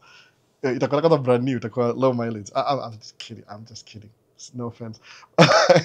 Msema ile yani ni hakuna ile emotions deep sana. Ni ile tu transactional. Nampatia what she needs ndio pia akwe comfortable. Unaona? Akiona kama hiyo ni too low kwake, anaweza ishia. I mean, no big deal. Life goes on. Unaona? Usikuwa ile unaweka vitu kama hizo emotions. Huwezi control what people want to do. If this is what they want to do, they'll do it. No matter what you do. So msema tu ile I play my part to the best of my knowledge. Sasa matiko 100% muuliza naambia sema this guy jackass boo. But msema tu from my perspective na provide kila kitu ile anaweza need na cover yote. So kusema ati mlami anasumbua depends ulimuoa wapi. Ulioa mlami wa club, ulioa mlami alikuwa akona mileage moja sijui ni 300,000 miles alafu kampata kama used vehicle, depends. But kama ni utafuta maukara itabidi utatulia upate maukara. Pia ukiona ingiani ni free country, pia utaishia pia wewe. Unaona kama na watu himu arrange hizo story. Mimi mtu wangu wa kwanza si wa wife, ni madhao ni mwingine. Hatakuwa hiyo wana but get mtu hii. Ni situation ya baby moms. But imaanisha ati hata sikuwa na fight hiyo story. Msema tu whatever she wants me to do nafanya. Unaona hivyo tu. Hakuna just story mob sababu mtavurugana kama mko relationship kuna zile rights ile mimi sikuwa naishi na yeye siishi hakuna house mimi na hao yangu. So ile mtu yeye atakafanya hivi na hivi na hivi naambia mimi na disagree. Mimi na agree. Kama story ya simu, namba ya simu, kamba ya simu sema no. She's too young for a cell phone. Okay, sawa. Umeamua hivyo kasa sawa. Sababu what do I have to say? Ni buy simu already, nikabuy simu. By now mtu yangu kwa na simu moja ingekuwa unlimited. Angembuy a new phone every 2 years whatever. Ama hata kivunja namba nyingine. Lakini madhaka aliona kama hiyo that's not how she's raising her. Nikasema I don't want to argue. So nimejua I know na kwa story yangu sema albo wife mlami si wanasumbuanga. Depending na wewe umewadi mgani. Ni wewe sasa. Sababu kumbuka kama wewe ndio the head of the family, kuwa the head of the family. Si ati put my foot down. Angalia hiyo democracy na ranaje. Sababu wewe ndio president. No, wewe ndio president. Amua itaendaje. Utalipa nini? Kama uko 50-50, utakuwa na 50-50 rights. Unaona? Moga na 70-30, hata labda ni 90, who knows. Nasema kati 70 ile kuwa modest. Mulipa kila kitu nalipa. Hata siongeangi non-stop. Wife hajaijua bili ya simu ni how much 10 years, 11 years sahi. Ana iPhone 15. Hata wacha hii ni personal nilimbaya yeye before hata mimi nibaye. Nilibaya business kambaya yeye pia, unaona. So ile tu whatever ile ina keep life yake kwa easier. Akiona kama she can do better, sawa. Unaona? No problem. Sita move on to labda sitaongeza watu wengine kisha ndio responsibility But mimi msee ukinibring say ati nikuwe single tena for 10 years akia nani wa wewe wacha tu ndakuwa multi-millionaire juu hii clip hao ni domob sana by the way Quran tu hao ni domob sana most of my budget yangu ni kama 6,000 hivi 5,000 but sometimes in exceed but ile nimeweka hapo ile tu keep track sasa so DCI wa vinara kama kwa mgoso madem ni madem hakuna ngati mgoso ni wewe umesikia story ya mtu mwingine alafu unataka kuapply kwako. Kumbuka your situation is different is how you run it. Si ya kila mtu, si generalized. Kuna ile idea generalized ile culture ni different. Kama mimi example ni hivi. Naongea mob juu story. Kuna maswali ngapi nimemiss. Tuko wengi also Poland. Kama nimesahau kitu hapa hivi. Every land ni good, Freddy. Ni mata kitu TikTok kweli. Relax. Oasis official have the following. Sijata okay. Swali ni ngapi bwana? Saki ku waste time sana. Maswali ni mingi bado nianze. Acha ni speed up. So ni hivi. Walk your mgoso, that's your personal situation. Control your situation. Utapiga hesabu yako kama una choice uliwajua mapepa, hiyo naelewa. You'll figure it out. Lakini mostly wase wengi ni wewe unaamua. Unaona? Hiyo si ati kitu hata mimi siwezi kusaidia. I can give you tips. At the end of the day, wewe una make your decision. Mimi nasema mimi nda provide. Period. Unaona? Akisema nataka Cadillac Escalade kesho tena tuichukue tuinunue. Naingisha kwa payment yangu ile bills kila siku. But pia mimi nasemaje because nampatia whatever she needs there's some things na require kwake. Yours meet 100%? No, she doesn't. Lakini at least najuanga at least zile watu iko poa. So far so good. Unaona? Hivyo tu. So wewe sema every situation hata yako itakuwa different. Kama una reflect kwa you're projecting somebody else's story, you ni mstory au situation yake ni gani? Enda uangalie details if you really want to. But ni ile wewe ndio determine how you do your thing. Unaona? Ikibidi uwade mako na doji unataka mapepa, hiyo itakuwa different dynamics. Mambo ni do. The number one cause ya divorce states ni do. Ni money related, nothing else. Income expenses. So ni do. Ukimake do, msee, sikudanganyi, ni poa kumake do. Utakuwa level, ama utakuwa na say, unaona? Utabuy na promote kitabu msee. Utabuy back your TikTok, buy back your time. Utabuy back your time. Anyway, tuende Victor. Questions zimekuwa mob sana. So noted sir, hii daylight saving itatuchapa change aje tu. Utakuwa na 1 hour behind paka next year spring tena. Oh Victor, hii ni ya kwanza sijali. Kama mimi najua kesho nachelewa job. Nachelewa job kesho sijui. Kesho siko job maybe. Kesho kuna nyesha. Watacancel job. But nachelewa job hii wiki ndalemewa. Tume lose 1 hour, tumeenda 1 hour back. Umeona? Raju, kina Raju msikia poa. Raju yusoma book pia. Unaona? So Raju ni book club. Raju hapa bro. Nimeconfirm bana yule mshenzi wa cyber alini apply last year but one akufuata instructions bana. Alipiga akaenda vitu zake. This time though your vid nimepiga picha my IT friend akai edit. Fanya hivyo kabisa. Picha ikuwe poa kabisa Raju. Yaani picha ndio the first thing. Watu utaambiwa hivyo. Sijui yule msipe na kueliminate watu ama kitu kama hiyo. Una eliminate tu. Picha ni mbaya. Confirm tu picha. Huyu jamaa wa cyber alinikula 500 bana. Na alifanya kitu sana. Saizi my picture zime meet all the requirements. So let's wait for fate to take its course. Kabisa bana, kabisa. Ukuja hapa Raju mazee, awe wacha tu wewe. Naona. Leo mko fully ndani. Big up sana.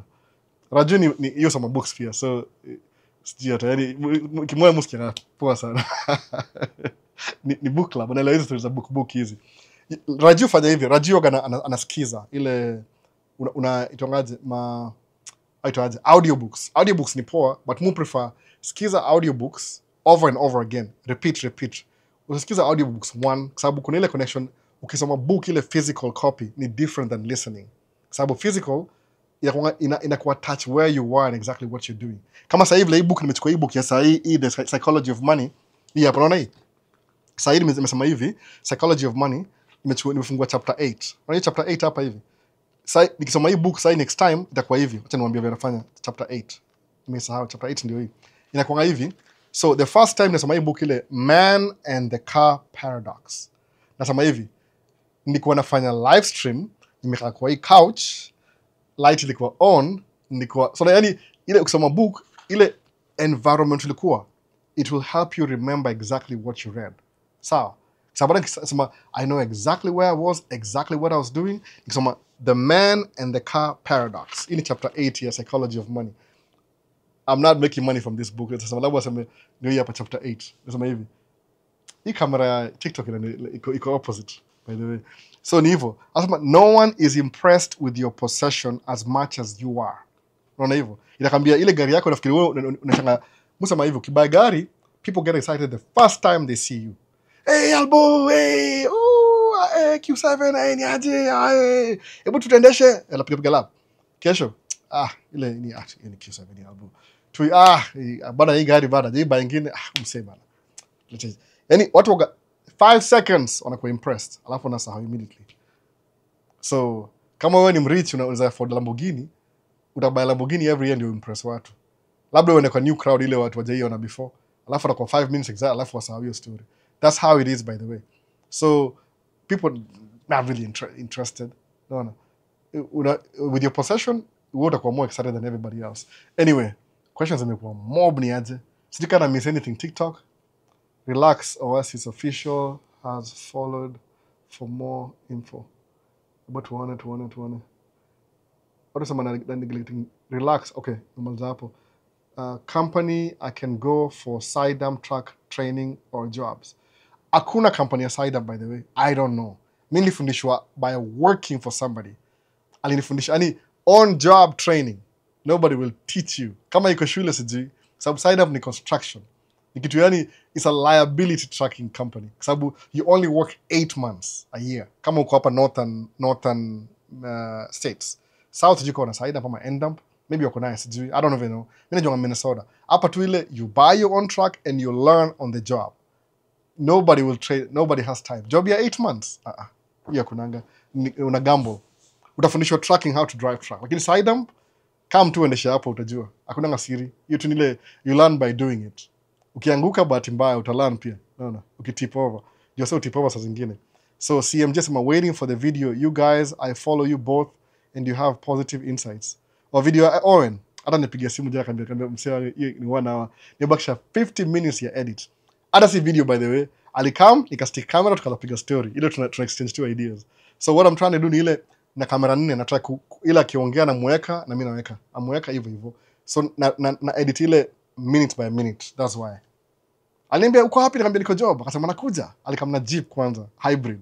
Aliniambia mbona tuonga hybrid juu Owen akienda different town, you travel, you angalia ma community colleges, anangalia ile whatever he talks about, ana try to make it real. So you drive around, anangalia hiyo community colleges, the same thing. Alafu ana produce content na hiyo mali yuko. Ndio inakuwa more inakuwa sababu you travel a lot. I think every weekend tukaa hiyo. Job yake ni ku travel every city. Naona. Kama alikuwa Minneapolis, kidogo sijui kwa Alabama, kidogo sijui kwa wapi. You went everywhere every week. Kama unafuatanga Owen Kenyan American Home, utapata video yake yako everywhere every weekend. Weekdays yuko home, lakini weekend ana travel. Maybe Thursday, Friday. Kama alikuwa huku, I think ilikuwa Sunday, Monday, Tuesday, Wednesday akatoka. Unaona? Hivyo.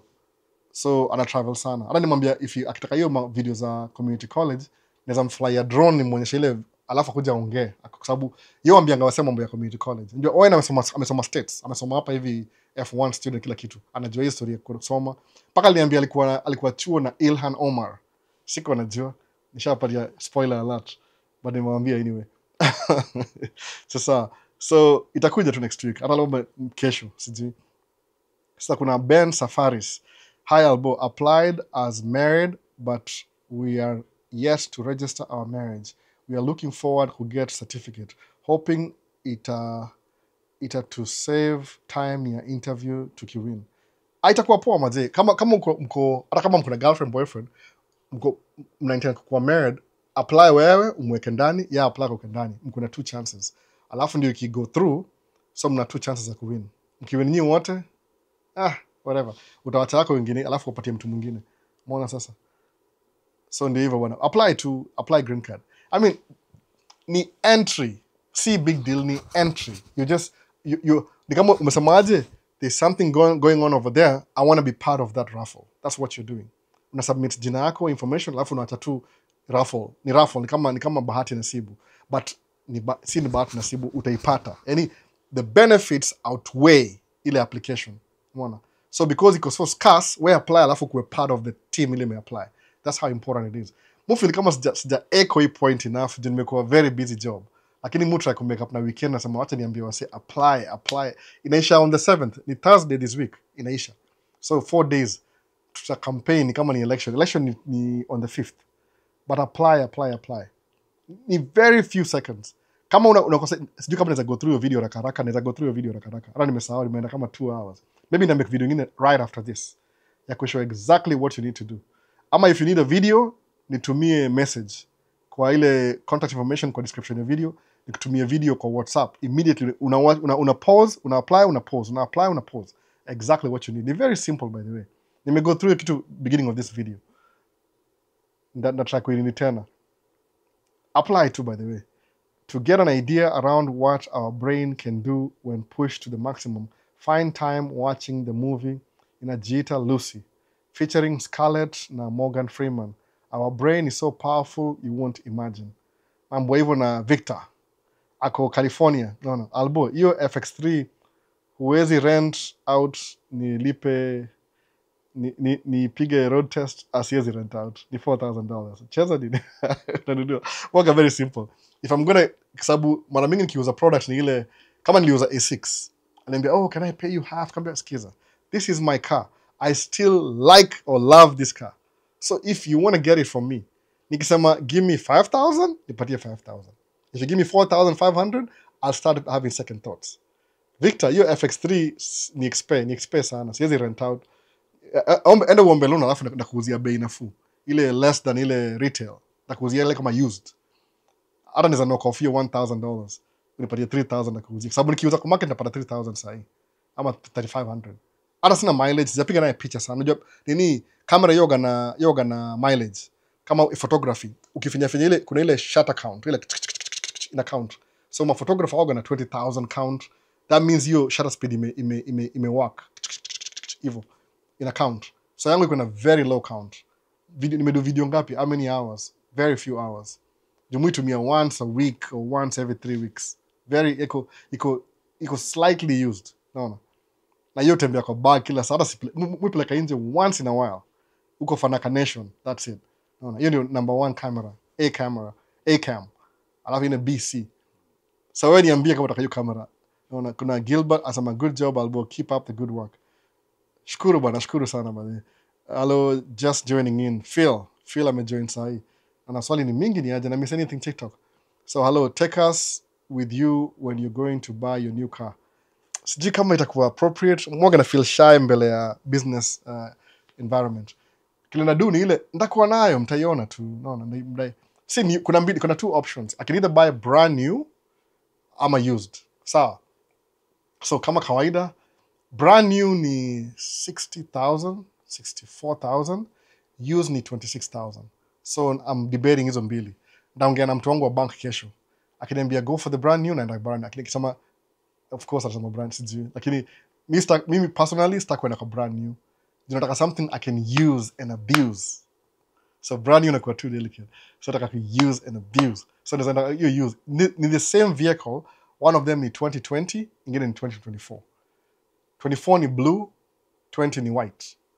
But of course 24 itakuwa na more features, lakini 20 bado iko poa. Yani nile iko used. So more comfortable niko na kitu used juu sita feel kama ni VIP sana. Ni van, by the way, ni van. Alafu hiyo nini? So kama truck yangu ile dump truck. Nime drive truck mpya. Truck mpya ilikuwa poa, but haijauzwa bado. So everything iko still ile brand new factory. Truck yangu iko customized. Truck yangu moga na camera, moga na backup camera, box ya camera. Yani niko na extra features. So when I'm driving my truck, I could drive truck mpya bado inakaa iko less. Kwa nini? Haijakuwa customized vile mimi nataka. Unaona? Truck yangu iko customized. Sawa. So niko na backup camera, niko na camera inaangalia box, niko na heated box, niko na vitu extra zile hiyo truck mpya haina. So before I buy the new truck, naambia weka camera, weka hii, ndio kwa sasa customized kabisa. Mbona hiyo difference sasa? So hiyo gari mpya na hiyo used ina shelves already. Mpya ina shelf, I have to install the shelves.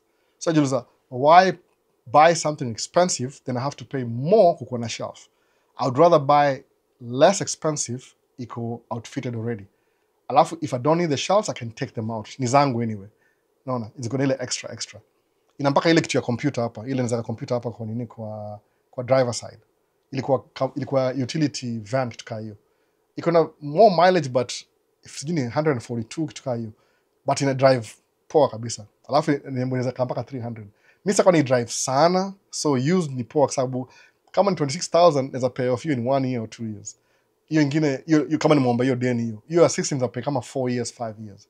So in terms of longevity, naweza buy hiyo mpya bado sijui. Na unatule ndaongea na bank kesho. Nisha submit application.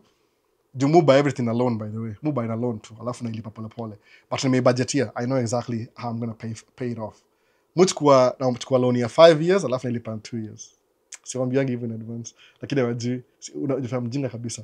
Ndio unakilile interest. You don't want to pay more for things. That's how you save yourself money. Number 1 principle ya money management, don't lose money. Number 2 rule, don't lose money. There's a wrong about kayo. Ile learn how to don't lose money the first time, don't lose money. Number 3 rule, do not lose money. Number 3, the same. Anything na kutoka, jaribu kuiminimize. Naona. Kama ni interest, kata. Naona. Kama track ni mwachie tu ndio banki sijam na mimi. Lakini ni hivyo. Juu pia ule mse ule loan officer na make do, salesman na make do. So unataka kuona hivyo na smile. This guy is making us money. Alafu nakupatia unaona, let's make a new deal na yeye tena. You have to buy your kitu, the experience. Anyway, Jojo asemaje, hello, take us with you. Ndio yeye asema hivyo. So labda naweza enda kuiona saa hii, ni make a short video saa hii. Labda TikTok worthy video hiyo van. Zote mbili sijui saa ngapi saa hii. It's like leo inakuwa dark by 5. So hata sijui kana to on time. But ndakuiona kesho by the way. Kesho ndawapeleka. Maybe. Ni planning. Kama ndakuwa na watoi hata sijui mtoi mmoja, najua na mtoi. Naweza na mtoi pia. Juu lazima ama tutaona. Anyway, Chege asemaje, hi sasa, do you do construction in winter? In winter si kuna job specific za construction, lakini mostly kama emergencies. Kama juzi kulikuwa na snow ilimwagika hapa juzi. Ni kwama by the way, nilikuwa na make video ile kwama. But alafu pipe moja ya sewage ikalipuka. So hiyo ni emergency. So asema we need trucks. Watupigia simu kama saa 3 hivi AM. Mimi sikuwa available, katuma dereka ya kudu hiyo job. So snow ni ile winter ni ile kama kuna snow mingi tunaitoa kwa hiyo kama parking lot, tunakuimwaga place wilderness place, yani I affect barabara somewhere away from the city. That's what we do. Tuna haul to snow kitu kama hiyo. Lakini construction yenyewe specifically no, zero. Yoga unless ni kama building, kama ni ile ni foundation ya next year, wanaanza building this year. They are digging stuff out. Kwa sababu hakuna wasa wako nje, it's too cold. Kama umeka kwa equipment hivyo na loadiwa unaenda sawa, ama tunapeleka uchafu mahali, mchanga chafu. Yako very minimum work winter. But gari unaumia kwa sababu ni baridi, unavaa gloves, yeah, big deal. Same pay, naona. But iko pia, more available.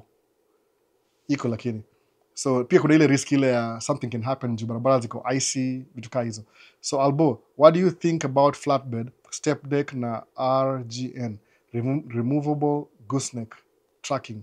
Would you advise one to be paid per mile or in commission? It depends na hiyo nini, it depends. Sisi job yetu sulipwa per load. Hiyo ndio original per load. Lakini juu wana work out everything ile ku maximize nini, they pay us by the hour. Kwa sababu per load ita vary. Itakuwa if you get late uta lose dough. Lakini hii project zetu tunapata hiyo dough iko available. The money is already available kama ni project hivi. So what they do is per hour ndio to maximize pay yetu, not to lose anything because of traffic. Sawa. Sababu kiambia wasini per load, alafu you have to make 4 loads, alafu wasini make 3 loads in a row, wanafeel kama they are losing 1 load because of traffic. Sawa. So kila au do tulipa per hour, but hour ulipo per load. Sawa. So negotiate ile load inakuwa enough kucover hiyo hourly. So hiyo gooseneck I'm not so familiar na hiyo kabisa. Lakini hustle ni hustle. Kama unaielewa, mfanya hivi, tafuta mtu anafanya hiyo job, umwambie hivi, how much do you make per trip? What's your overhead? Unabaki na ngapi after all the expenses? Alafu mwambie tu honestly, ile highest rate ya profits na lowest rate. Alafu wewe mwenyewe fanya average if it's worth it. The big idea ni ile, it's a business still. Hapo nakupatia props kabisa, it's still a business. As long as you ni business utakuwa poa. But kama ni kitu inaanza kujikatia kidogo, kama ni business, utagrow over time. But of course hizi ma semi truck they pay more than hizo ma step deck na kila kitu, unless hauna hiyo income ya, which I don't think so. Gari ya step deck ukinunua kama F350 F450 Ford ni kama 120,000. Hiyo ni truck already, by the way, prime mover. But tena lazima ununue trailer yako. Ukinunua used, I mean, unless ni utakuanza na hiyo alafu move kwa trucking it's more, iko more ubiquitous, iko na more, yani trucking iko na more availability than gooseneck. Gooseneck labda ni ile if you have a speciality. Siwezi kuwa najua, so I'm not gonna comment kabisa. Labda ulize mtu, somebody who's actively doing it. Na si YouTube video, mtu na YouTube channel au anakudanganya. Najua mambo ya content, watu udanganyana saa zingine just for the sake of content. Unaamka asubuhi una content, sema acha nidanganye wasee leo ndio niko na content. Umeona?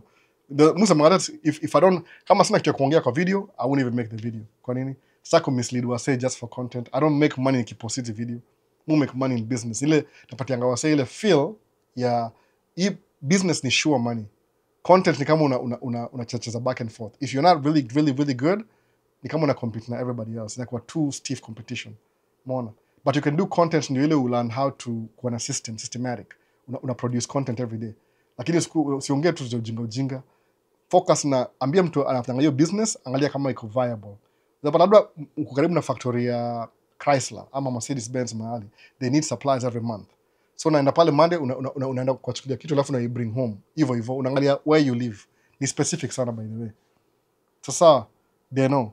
So make sure unajua exactly what that is. Kama unakudu hiyo, by the way. Siku discourage, but it's up to you. Vipi Albo? Naona beach transport ya Wamadha Wangoso. Ni hii ama ni ile wengine? Ni hiyo kabisa. Ameka wife yake kama owner. Alafu yeye ni background. Ni hiyo kabisa, beach transport. Iko Minnesota. Ni yeye, ni hiyo. Ameka wife yake mbele. Najua kwa nini? That's why amfanya hivyo. Multi-millionaire siku hizi, by the way. Unaona? Hata mwisho kuongea na yeye siku hizi. So Phil, I see you have all my favorite books. Buy Back Your Time, Cash Flow Quadrant, Diary of a CEO, alafu kuna Unfair Advantage are also a really fine, yeah, read. Phil, mu buy every book, kama sijainua bado iko kwa list yangu.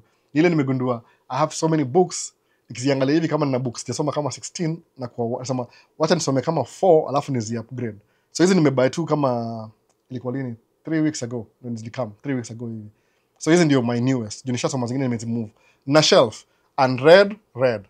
Alafu zile poa kabisa reference naziweka hapo. Zile mbaya nazibla kwa shelf nyingine kando tena. Umeona? Labda tutabaya wengine kubwa, alafu I'll have my own office, private space ya kusoma. Sasa hiyo watu yoko everywhere. But ni sawa tu. Hii hawa inatutoshea kabisa perfectly. But ni ile, these are really good books. Hata ukirudia kuna shida. So Dennis Owero Misiro, your content is very educative. I wish I make it to the US one day. Anza na green card, by the way, Dennis. Apply green card leo. End up you go picture leo, alafu apply leo. So Vincent ma great insight learning. Vincent maze nakupigia simu Vincent. Nafanya bonge na Vincent. Vincent nafanya mlete tu hapa States haraka. Anamtoi lakini tutaona tu. Niaje Albo, hope uko poa. Hiyo Volvo dump truck 2025 yenye ulifanya review ndio una plan kununua? Hiyo ni one of them. By the way. Kuna ingine ilikuwa blue. Ala sikufanya review. Naenda huko kesho maybe. Hiyo ni one of them, but you are grading one of them. Nimesahau nimepost video. Oh yeah, hiyo ni moja yao, by the way. You are grading moja yao. Kuna mbili, they have 2. So nataka wife anunue moja, mimi ninunue nyingine. So tunaangalia kama tununue 2 Volvos ama 2 Western Stars. Volvo kuna kampuni mbili, kuna Gera malisi uenda, kuna NAS tracking. So tunaangalia both. Kuna 2 alafu kuna Western Star kuna mbili. Mimi niko navigate through Volvo ya Gera iko na Volvo transmission. Kama hiyo agree kuna Volvo transmission. Alafu ya NAS iko na Allison, mupenda Allison. Alafu kuna Western Star iko na Freightliner engine na Allison. Mupenda Allison, by the way. Allison ni treat poa sana tangu ni by dump truck 2020. So hiyo ni one of them naangalia pia, by the way. Ijauzwa iko available, you agree. Kuna grey mbili, moja iko na black wheels. Naona kumbe notice sana nikasema hiyo story nimepost video hiyo track already. Hiyo ni one of them, by the way. So Paul Kimani Albo, ningependa your work and idea. Napenda your work and ideas. The passion you have for us to succeed and move on abroad is crazy. lazima tufike huko. Paul Kimani, apply green card kwanza tafadhali. Tafadhali please tuyarie, apply green card. Ukiapply green card tukadongea conversation face to face ama kwa simu, naona nakupatia hii line ya personal, hii line ndio mpatia wase personal. Kuna moja na line personal, na ukifika hapa states na kuwa easy ya kuongea personal juu achana nini personal line juu saa ile tunaongea kama personal. Mara moja kitu yote ya business mpatia na namba nyingine hii hapa.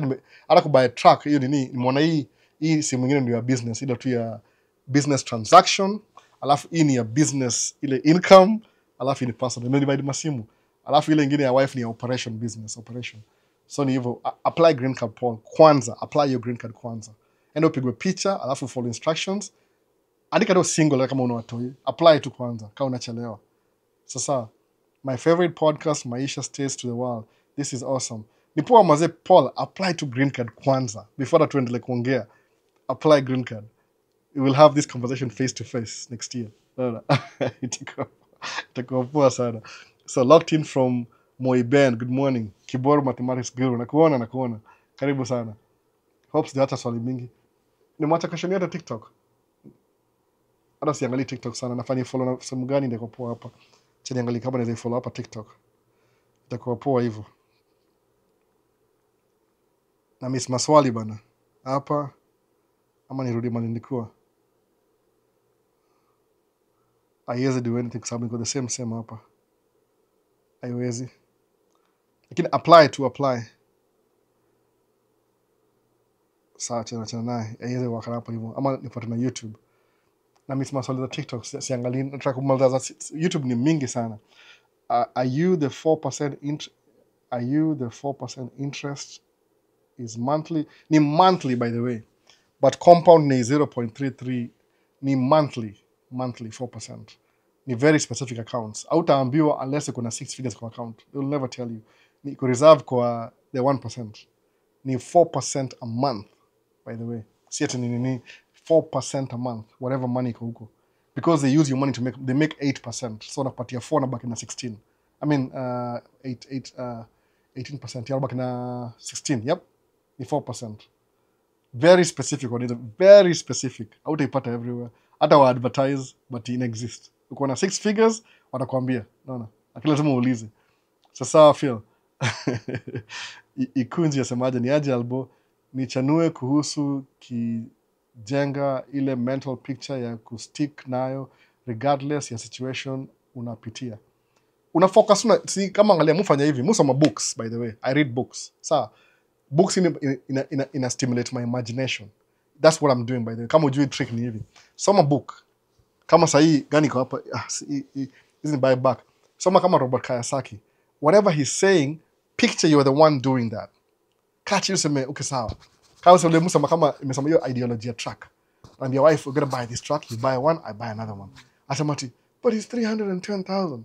And yeah, who cares? Hiyo ni figure too. Those are figures and numbers. Who cares? Sababu kumbuka, ukichukua hiyo truck, you will create that money out of nothing. Ukienda kubuy hiyo truck, the bank will give you money. City bank ina hiyo pesa kupatia, itakupatia promissory note. Alafu you will say you will pay them every month for 5 years. So you are the one creating the value of that truck. Kumbuka hivyo. So it's numbers and figures. City truck yenyewe ni 310,000. The assumption, this is how much we want you to pay for this equipment. Sasa you will drive the truck kama utaka dereva, you will create value over 5 years. Kama ni 5-year loan, 60 months. So in 60 months, you will create 310,000. Technically, you will create 900,000. Hiyo 310 kwa truck payment. Hiyo maybe 300 ulipa dereva, ama sijui ni how much dereva makes. So uta create your value over time. Umeona sasa ukibuy your truck. So it's numbers and figures.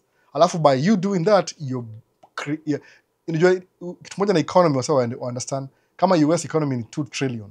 Next year itakuwa 3 trillion. Itakuwa 4 trillion. Kwa nini? Because they keep producing money. Naelewa? Ile value inakuwa produced. Mtu akigraduate accounting, we have a new accountant. Atafanya job, atalipwa, atabay taxes, atanunua nyumba. So every population ile nini kwa watu, ukiingia kwa system, you create money for the system. So that's why you're so important. Especially kama wewe ni high level businessman. Una create more money. Unapata yani when you make money unaangaliwa kama wewe ni unakuwa different sababu most majority of the population 80% au wakatu average 20% ndio gonna make move kwa wao. So if you start your own business or make 6 figures utakuwa 20% of the population. Ukifika 1% of 20 they will treat you differently. Kwa nini? Yani the value you create itakupatia status kwa hiyo world. Sababu most people won't do what you're doing. Sasa. So hiyo ndio mental picture. Sema tu I'm driving a Range Rover right now. Sema interior ni white. Iko na beige interior. Enda uangalie video ya Range Rover YouTube, alafu we study, alafu uangalie. Sema this car has air suspension. Hata kama ujui your feeling, moga na hiyo feeling before niko na hiyo feeling. Kama sasa I've never driven a van. Niko kiangalia van the last 1 month. Nimeenda drive moja. Sema si mbaya. Alifani nilieka mafuta kwa hiyo gari na si yangu. Because I wanted to drive it more. Sema itakuwa fair drive so many miles alafu nisiweke mafuta. So kasema imagine ni yangu. Sasa imagine I'm test driving a van but na create kama ni yangu. Nasema okay sawa, nimeenda gas station naeka mafuta na okay sawa, drive tena kwa traffic, naenda kwa traffic natoka naingia highway. Sema ina drive poa. I can live with this. No. You just test driving but enda drive gari ya best yako. Imagine ni yako. Keep that imagination in your mind actively. That's how I think about things. Like, how much money will I make if I have 5 trucks? I have 3 now. Niongeze 2. How do I add 2? Maybe 2 years from now. But what if I can moja mimi wengine? 2 separate credits. We still have 5 trucks. Lakini ziko split into half na company different. So what do? To chase opportunity of 5 trucks as a unit, even though we are different.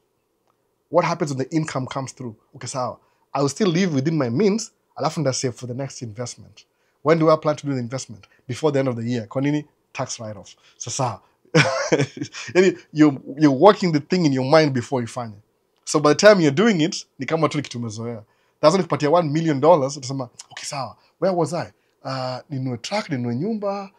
Truck, sawa. Uta-invest. Okay, sitaki kumaliza pesa yote sana. Half of it invest. Oh no. I don't want to use $1 million kununua truck 3. Fanya hivi. And we'll say, how much is the truck? It's 310,000. Okay, at a bank, I want to buy 5.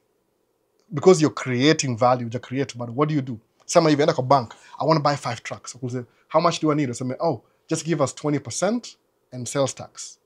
Upate 20% ni kama 300,000 ni nini? 60K. Sales tax 81K, ama 85K. Chukua 85K, instead of using $1 million, chukua kama 85 times 5. Sawa. Itakuwa 400,000. Weka 400,000, nunua truck 5. Alafu, keep ile 600,000 kwa account, operational cost. Run the truck, every time you make profit, jilipe na truck 2, ile to your own income. Hii ingine rudi back to business, replenish ile 400,000 you spend over time. Sawa. Alafu na 3-4 years, repeat. 4 trucks tena, same thing. Labda itakuwa, juu inflation itakuwa more, maybe 90,000. Repeat tena. So, jiulize ile possibility. How will I live my life nikuwa na $1 million? Repeat tena. No. Repeat. 4 years, repeat. Hivyo tu. Kwa na hiyo trajectory. Hata kama ni imagination. Mimi nikuwa na imagination kuja States. Ni Japan States, by the way. Sema, nishafika hapa. Wake up. What were my plans? Hii na hii. Okay. Nika achieve everything I wanted to. Sema, wait a minute. There has to be more than this. Which the easiest job is I make do? Tracking. Tracking hapo ama mixed signals back wewe fanya usifanye enda eventually I just pick nini yangu hivyo kusema ndio hii paka leo muone shanga track paka leo no sasa goal yangu ni ile I want to stop driving ni manage trucks zangu. Kwa nini? Nimegundua when I'm driving sometimes niko kama sapata dereva I need attention yangu but I'm also driving na wife ampeleka mtoi appointment so there's nobody to help out in your situation, so tuna lose your 4-5 hours of productivity because the driver needs some attention and there's nobody to attend to that attention. Unataka hiyo. Sema, okay, how can I buy my time back? Ni buy more trucks, ni step away. I'll only drive when the driver calls in. Hivyo. So na kwenda van. Kwa nini? Ni buy my tires, ni kulearn maintenance. Eventually I'll hire somebody to do it. So ni kama you keep moving forward in your dream. Usilose anything sema tu. Hata kama una watoi, focus kwa mind yako. Read books. Imagination ita create hiyo kitu kwa real. Utamka one day upate umamka uko States. Funga macho hiyo uko States. How did I get here? I'm gonna come stairs sometimes niko na dream, in my dream niko Kenya bado, my first year. Na amka hivi naangalia roof sema, wait a minute. Kwani niko wapi hapa? Naangalia nyumba ni ya mbao. Niko States bana. Naona. Hii na nimedream niko Kenya kabisa. So ina happen. Kuwa na hiyo tu read books, kuwa na hiyo imagination. Imagine una on Range Rover, unashika $1 million house, una anything you wanted to do, ile kitu yote unafikiria, alafu keep kwa mind yako all the time. Alafu process na. Hiyo imagination ita come true. But lazima umake move pia. So Dante Prisma, vipi bro? Waambie picha ndio kila kitu kwa green card. Ndio hiyo by the way, picha ndio kila kitu. Besides zingine, picha tu ndio ile inakudisqualify. Hiyo ndio number 1. Na nimegundua this year by the way, sababu kasikia picha ndio number 1. So Brian anasema win-win situation 100%. Ndio hivyo bwana. Sijui kama na catch up na comments. Najaribu. Tuone hapa hivi. Victor anasema brand new second hand. Iko brand new to me but second hand. Kama naonyesha mambo ya nini, any car you buy, it's new to you. It's old but it's new to you. Inside kama kawaida. Guru Visuals napigia simu. Video zako poa sana. Umsame improve na video sana siku hizi. Amekuwa na more confidence. Ali niko na microphone wireless. Sijui niko na nyingine nitumia, acha tutaongea naye baadaye. Guru Visuals. Alafu angalianga lens. Acha kuangalia nini? Acha kuangalia ile screen. Angalia lens. Ama uvae sunglasses. Napigia simu tutaongea Guru Visuals. So Winfred asemaje, Albo, may I give you a call after this live? Ndakuwa busy kidogo, ni text kwanza alafu nikipata time ninaenda kuangalia vitu kadhaa leo before ninaenda kuangalia hiyo van moja before jioni. So ni text kwanza Winfred, ni text kwanza, niko na hiyo text. Alafu nikipata ka window hivi nakupigia. Ngoja kama nakimbia back and forth ni hard kuongea na simu. Raju, what happened about trading? Raju yuko bana. Raju nasikia unuzo swali hapa na Guru Visuals. So Moses Ochani asemaje, niko OTR by between leaving for a local after 8 months. But leaving for a local after 8 months. Ukianza hata na OTR, sasa sawa. Lakini hata mimi niko OTR 2 years by the way. I paid my dues. Nika realize kukua local lazima kuwa na experience ya over the road. Over the road ni easy kwa sababu si easy lakini jobs ziko more available. But local out aka more experience. But sometimes the sweetest revenge ya tracking ni ile, create your own local job. Create. Kama nilibuy truck yangu. So there's no end over the road. Actually, paka nilibuy truck ya over the road, but I had to sell it. Sijui kani shot hiyo video before. Ndashare kwa TikTok. Video mzee sana. Niko ni test drive ile peleka tu mahali. So work your way back to home. Ni poa kwa home. Kuna more opportunities. Kama uko over the road sasa, nimesha apply DV. Natamani tu meet huko unifunze tracking. Kuja Minnesota by the way. Kuja Minnesota hapa hivi utajua. Kuja Minnesota. Kuna baridi lakini usijali. Unless kuna mtu anakuhost. So Chosen Famsema, you're such a blessing to many. Nashukuru bwana, na share tu information. Guru Visuals tena sema amazing Albo. I'm already 2K subs courtesy yako. Watching hours ndio niko mbali kidogo. Ni video tu ni ile nimeona uko 2K naona. Angalia lens, acha kuangalia screen kando, angalia lens. Naona. Ni ile talking to a camera ni kuna art fulani iko involved nayo. So angalia lens, achana na side, angalia lens, angalia watu. Naona. Niko angalia lens. Nakukua tutaongea tu sometime this next week. It's called money maker rather than money taker. Keep that in mind while making such purchases. Exactly, unaangalia hivyo. Money maker. Sometimes ni value. Kwa sababu musa manga hivi. Kama nikibuy van saa hii, of course, maybe itakuwa, kama ni brand new ni 60K. Nakuwa nalipa payment ya, I have to borrow. Borrow by the way. Why do I borrow money? Na borrow money to create relationship na bank. That's why I borrow. I might have half of the income, half of the pesa. Kama saa hii, na buy track ya 60, labda niko na 30 already. But I'll still borrow. Kwa nini? Ndio banki feel ni kama I'm making them make money. Wanapatia financing. Alafu nilipe down payment 20%, I'll have to move on. So in the future, if I want to buy something emergency, because mu pay on time, build your credit. That's how you build your credit. So unaangalia, how do you lose money? Nikiwa na pesa ovyo mu buy my camera, which I don't think I need any new cameras anymore. I don't nangoja 10K nipatiana hizi mbili hizi ziko hapa zimekaa hapa for a long time tangu last year. I don't need any more cameras. Sababu nimeangalia I can do everything na kama 2-3 hivi. Unaona? Sasa kuna kama sijui 6. Too many cameras by the way. Ni 6. 1 2 3 4 5 6 7. Oh my goodness, 7. Kamera sijahesabu GoPro bado. Hizo zile ma DSLR, ma full frame tatu, alafu hizo zingine 3 6 7 Osmo Pocket 3. Sasa magopro ngapi kama 4 ama 5 hata sijui, mob sana. So ndio hiyo sasa. Moses Ochami, hope sijaacha TikTok swali yote, acha niangalie. Kuna sasa kuinvite you na sijui talking about Sprinter, buying Sprinter van, doing side gigs in the, is it profitable? Miss nanunua Ford Transit. Sprinter is too expensive. Ram ni front wheel drive. So I'm buying an all wheel drive Ford Transit. Ni van primarily ni ya bring parts for my truck. It's for my own maintenance. Si commercial, ni private van. Jukuna vitu moga na buy tires, na buy parts. Sometimes maybe ni rent vehicle kaichukue vitu kama hizo, because I'm planning to increase my fleet to 5.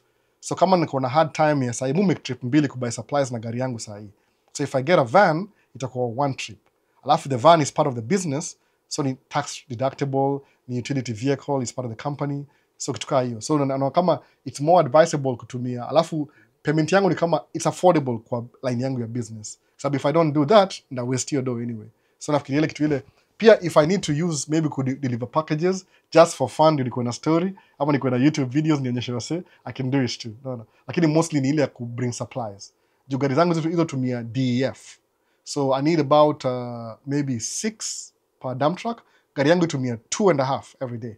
So munua DEF kwa ile 2.5 gallons. So for my truck na need 10. Gari zingine 2, 11, hiyo ni kama 26. So what I do ni hivi, muzi order from Amazon, Walmart, wana deliver home. Then I have to make trips. Nabeba kama 6 leo, nabeba 6 kesho. Mwona sasa. But if I have a van, neza ziload zote kwa gari, ni drive kwenda job, niko na everything I need kwa gari. Alafu ma parts na ma tools na vitu zangu kama hizo. So I'm buying the van for utility purposes. Si ya kudo business. Personal kabisa. Naongea juu ya Moha passport. I'm not buying the van to make money. Kama kuna to make money, I'll do it for the YouTube videos, maybe.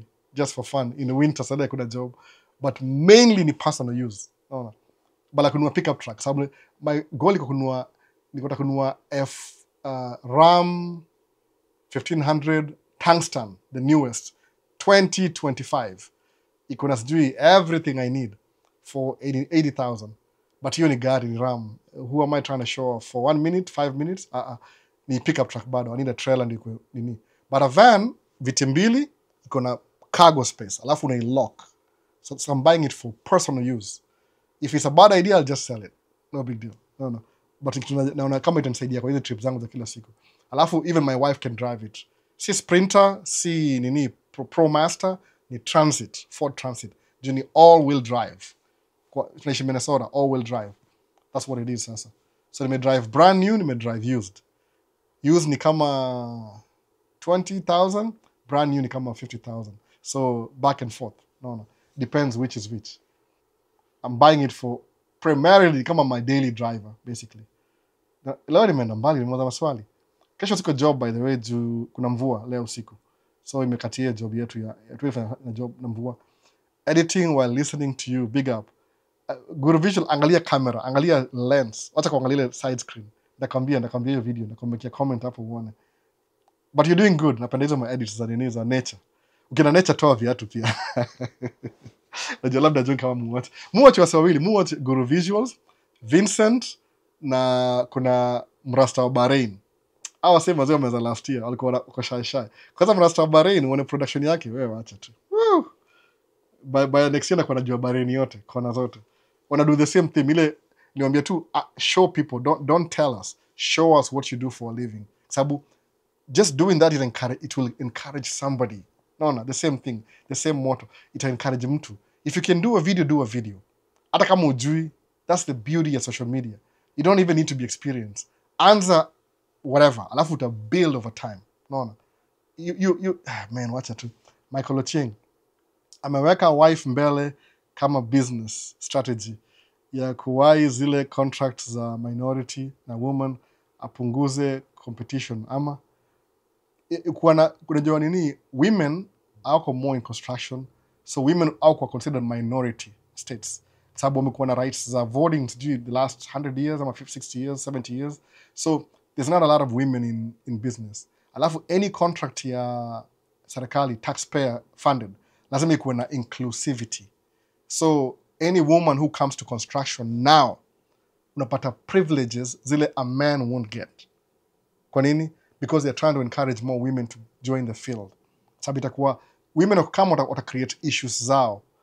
Itakuwa yani someone funny every time women get into nini kwa hizi ma kazi hii ni true story. If you kama wewe niko manosphere, sorry for you. When women join the workforce, kazi inakuwa less seriously, more social, by the way.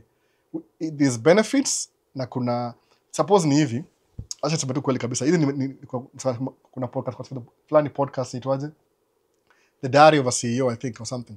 Alisema hivi, ukibring women in the workplace, inakuwa productivity ina go up, by the way. Ina go up, seriously, women.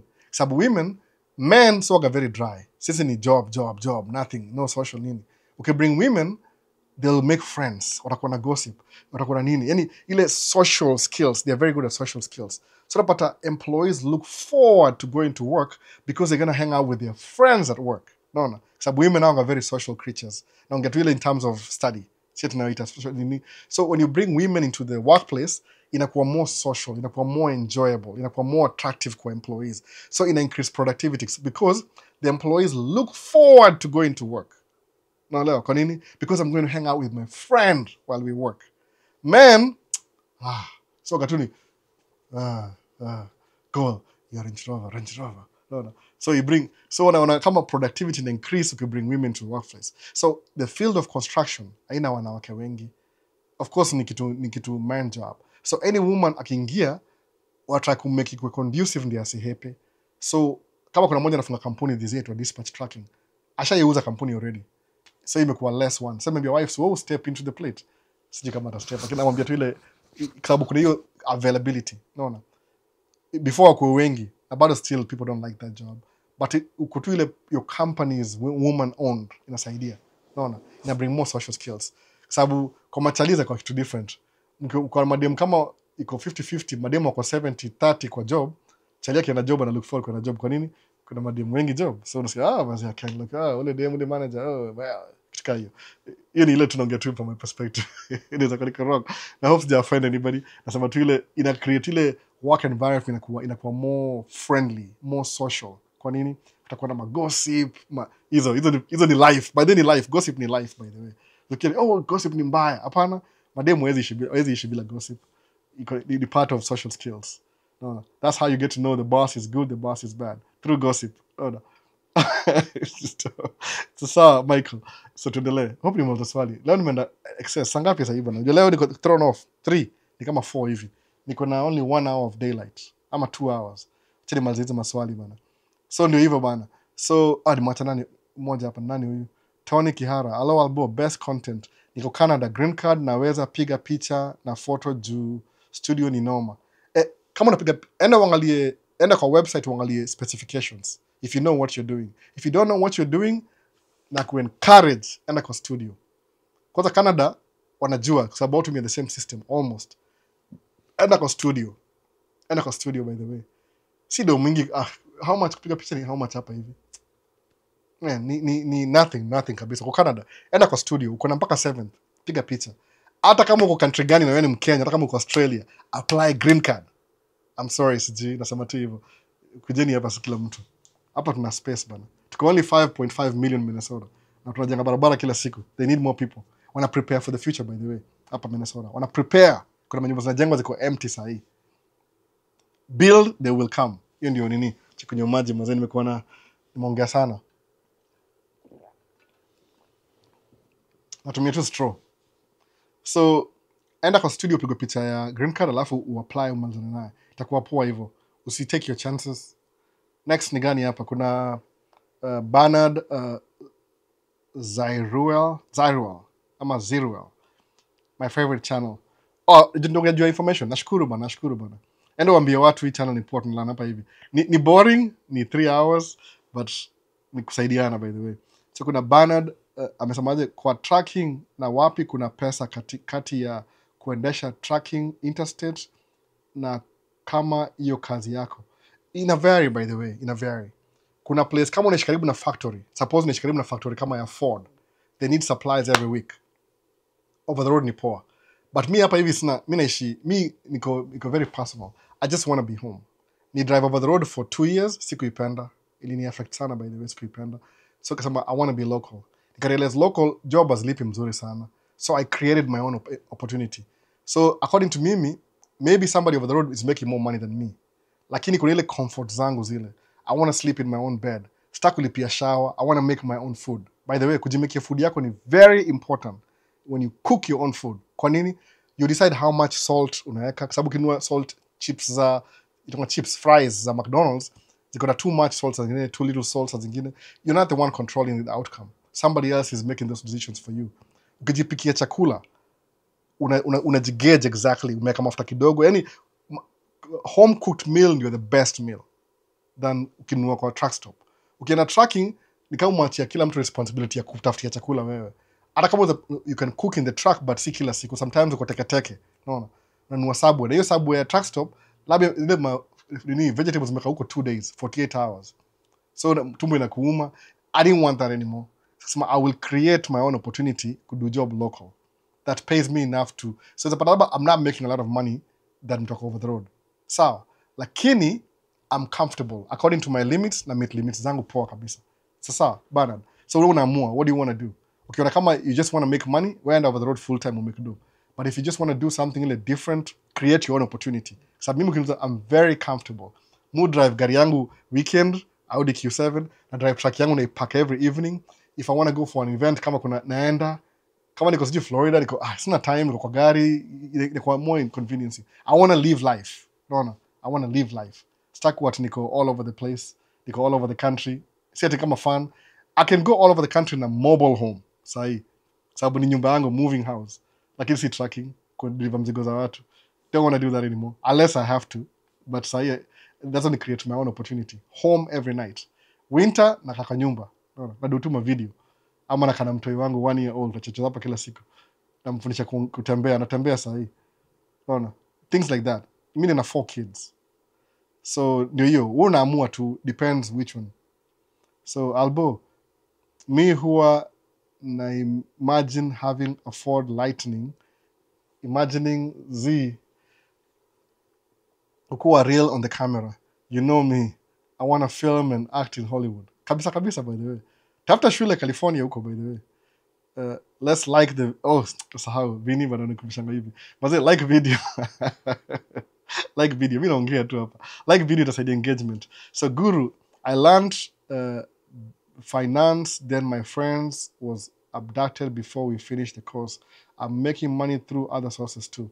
Life is not bad, but I'll get back to it. I'm already have all Forex basics. Only Raju anafanyanga Forex, wanaongea na conversation na Guru Visuals. Sasa, Vini wewe, 7 cameras. Wewe wacha tu. Vini atakuwa na 3 cameras sahi. Ngoja tu uone.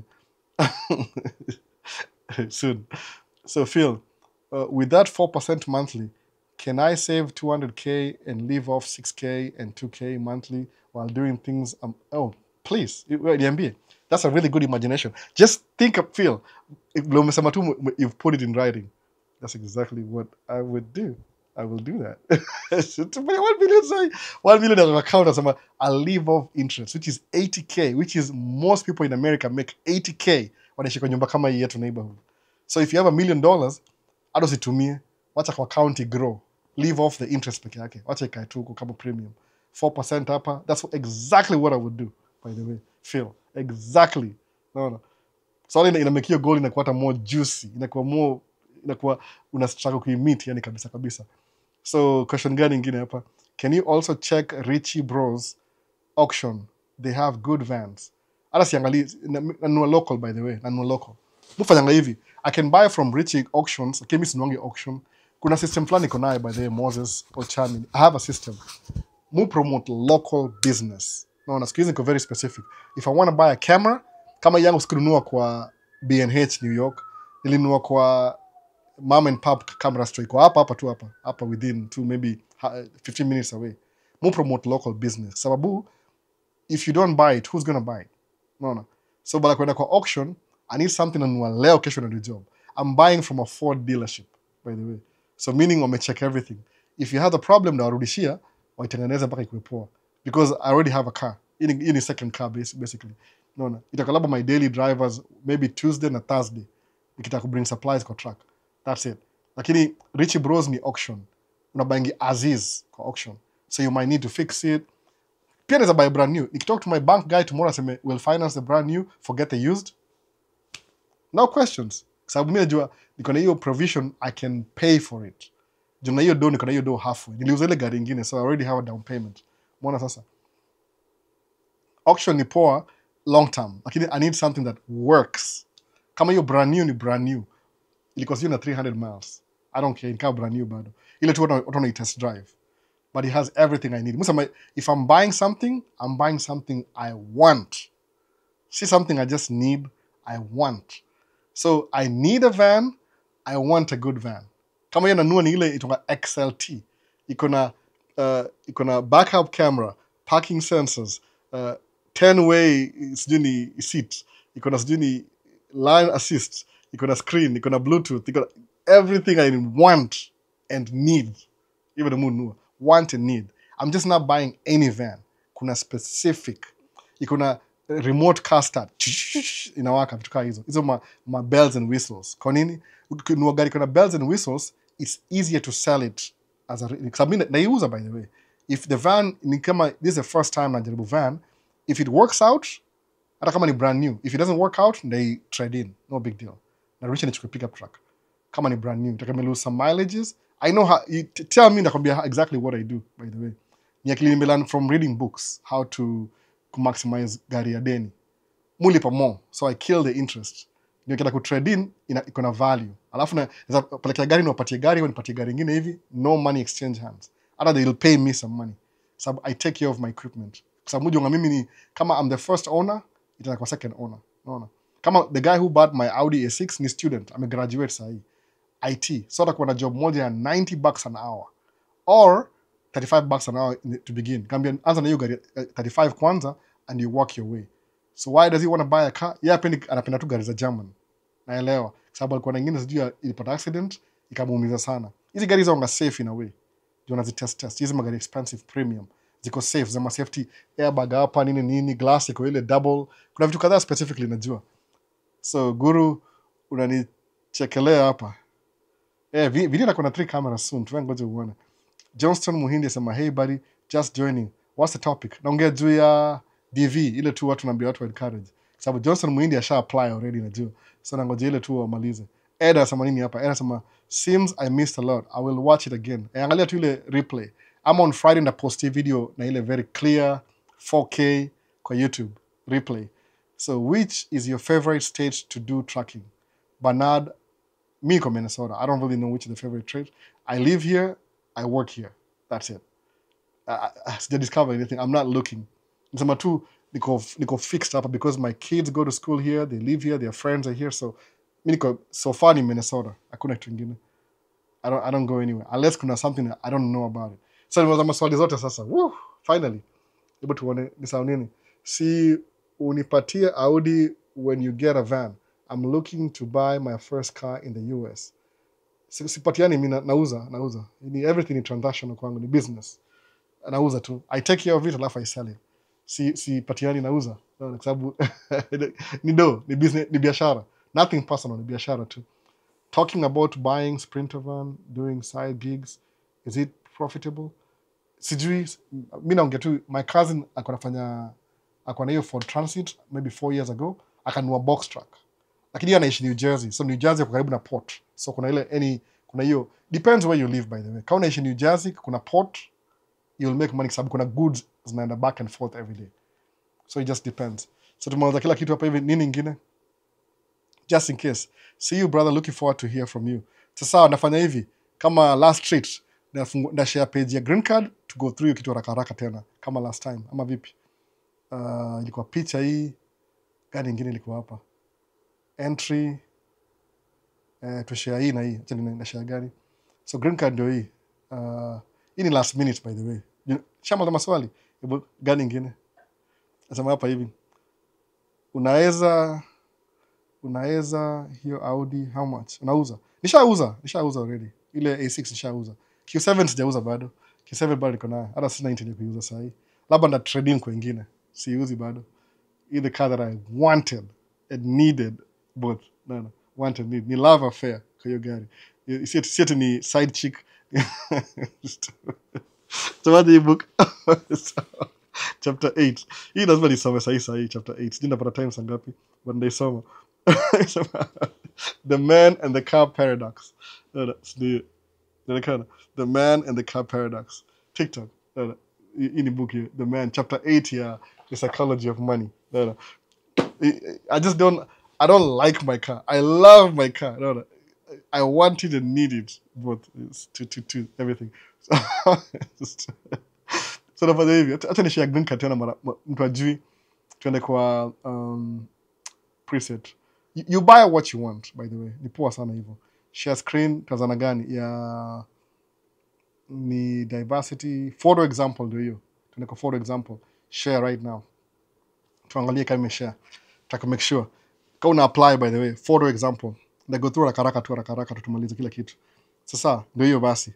Ndio hii hapa photo example. Hii ni travel.state.gov. Unaona, hii ni kitu common sana. So nasema hivi. Application for photos itakuwa hivi. So which is good? Tuone kwa shadow hapa. Shadow, angalia. This is good. Inakaa hivi. Unaona inakaa? Ndio picha. Kaina make sense kama unaiona. Niweke full screen. Niweke full screen kabisa. Si lazima mnione bana.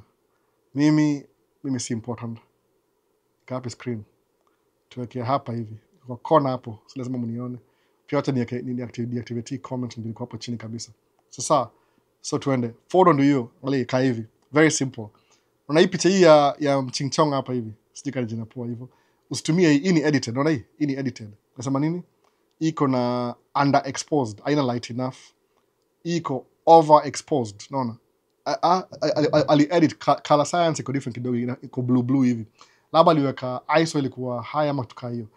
Hii ni poa. Angalia hii ni poa. Akona nywele mtoi. Hii ni poa. Watoi unajua kuna shoulders zao ni si wide sana.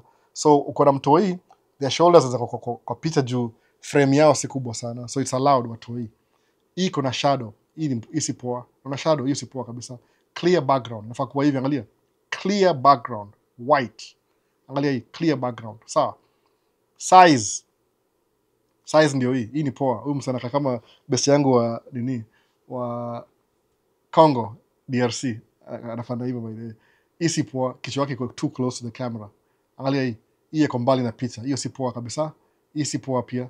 Mtu hii ako too far away. Shoulders zao ni ndogo lakini lazima ukamkaribu. Umeona sasa?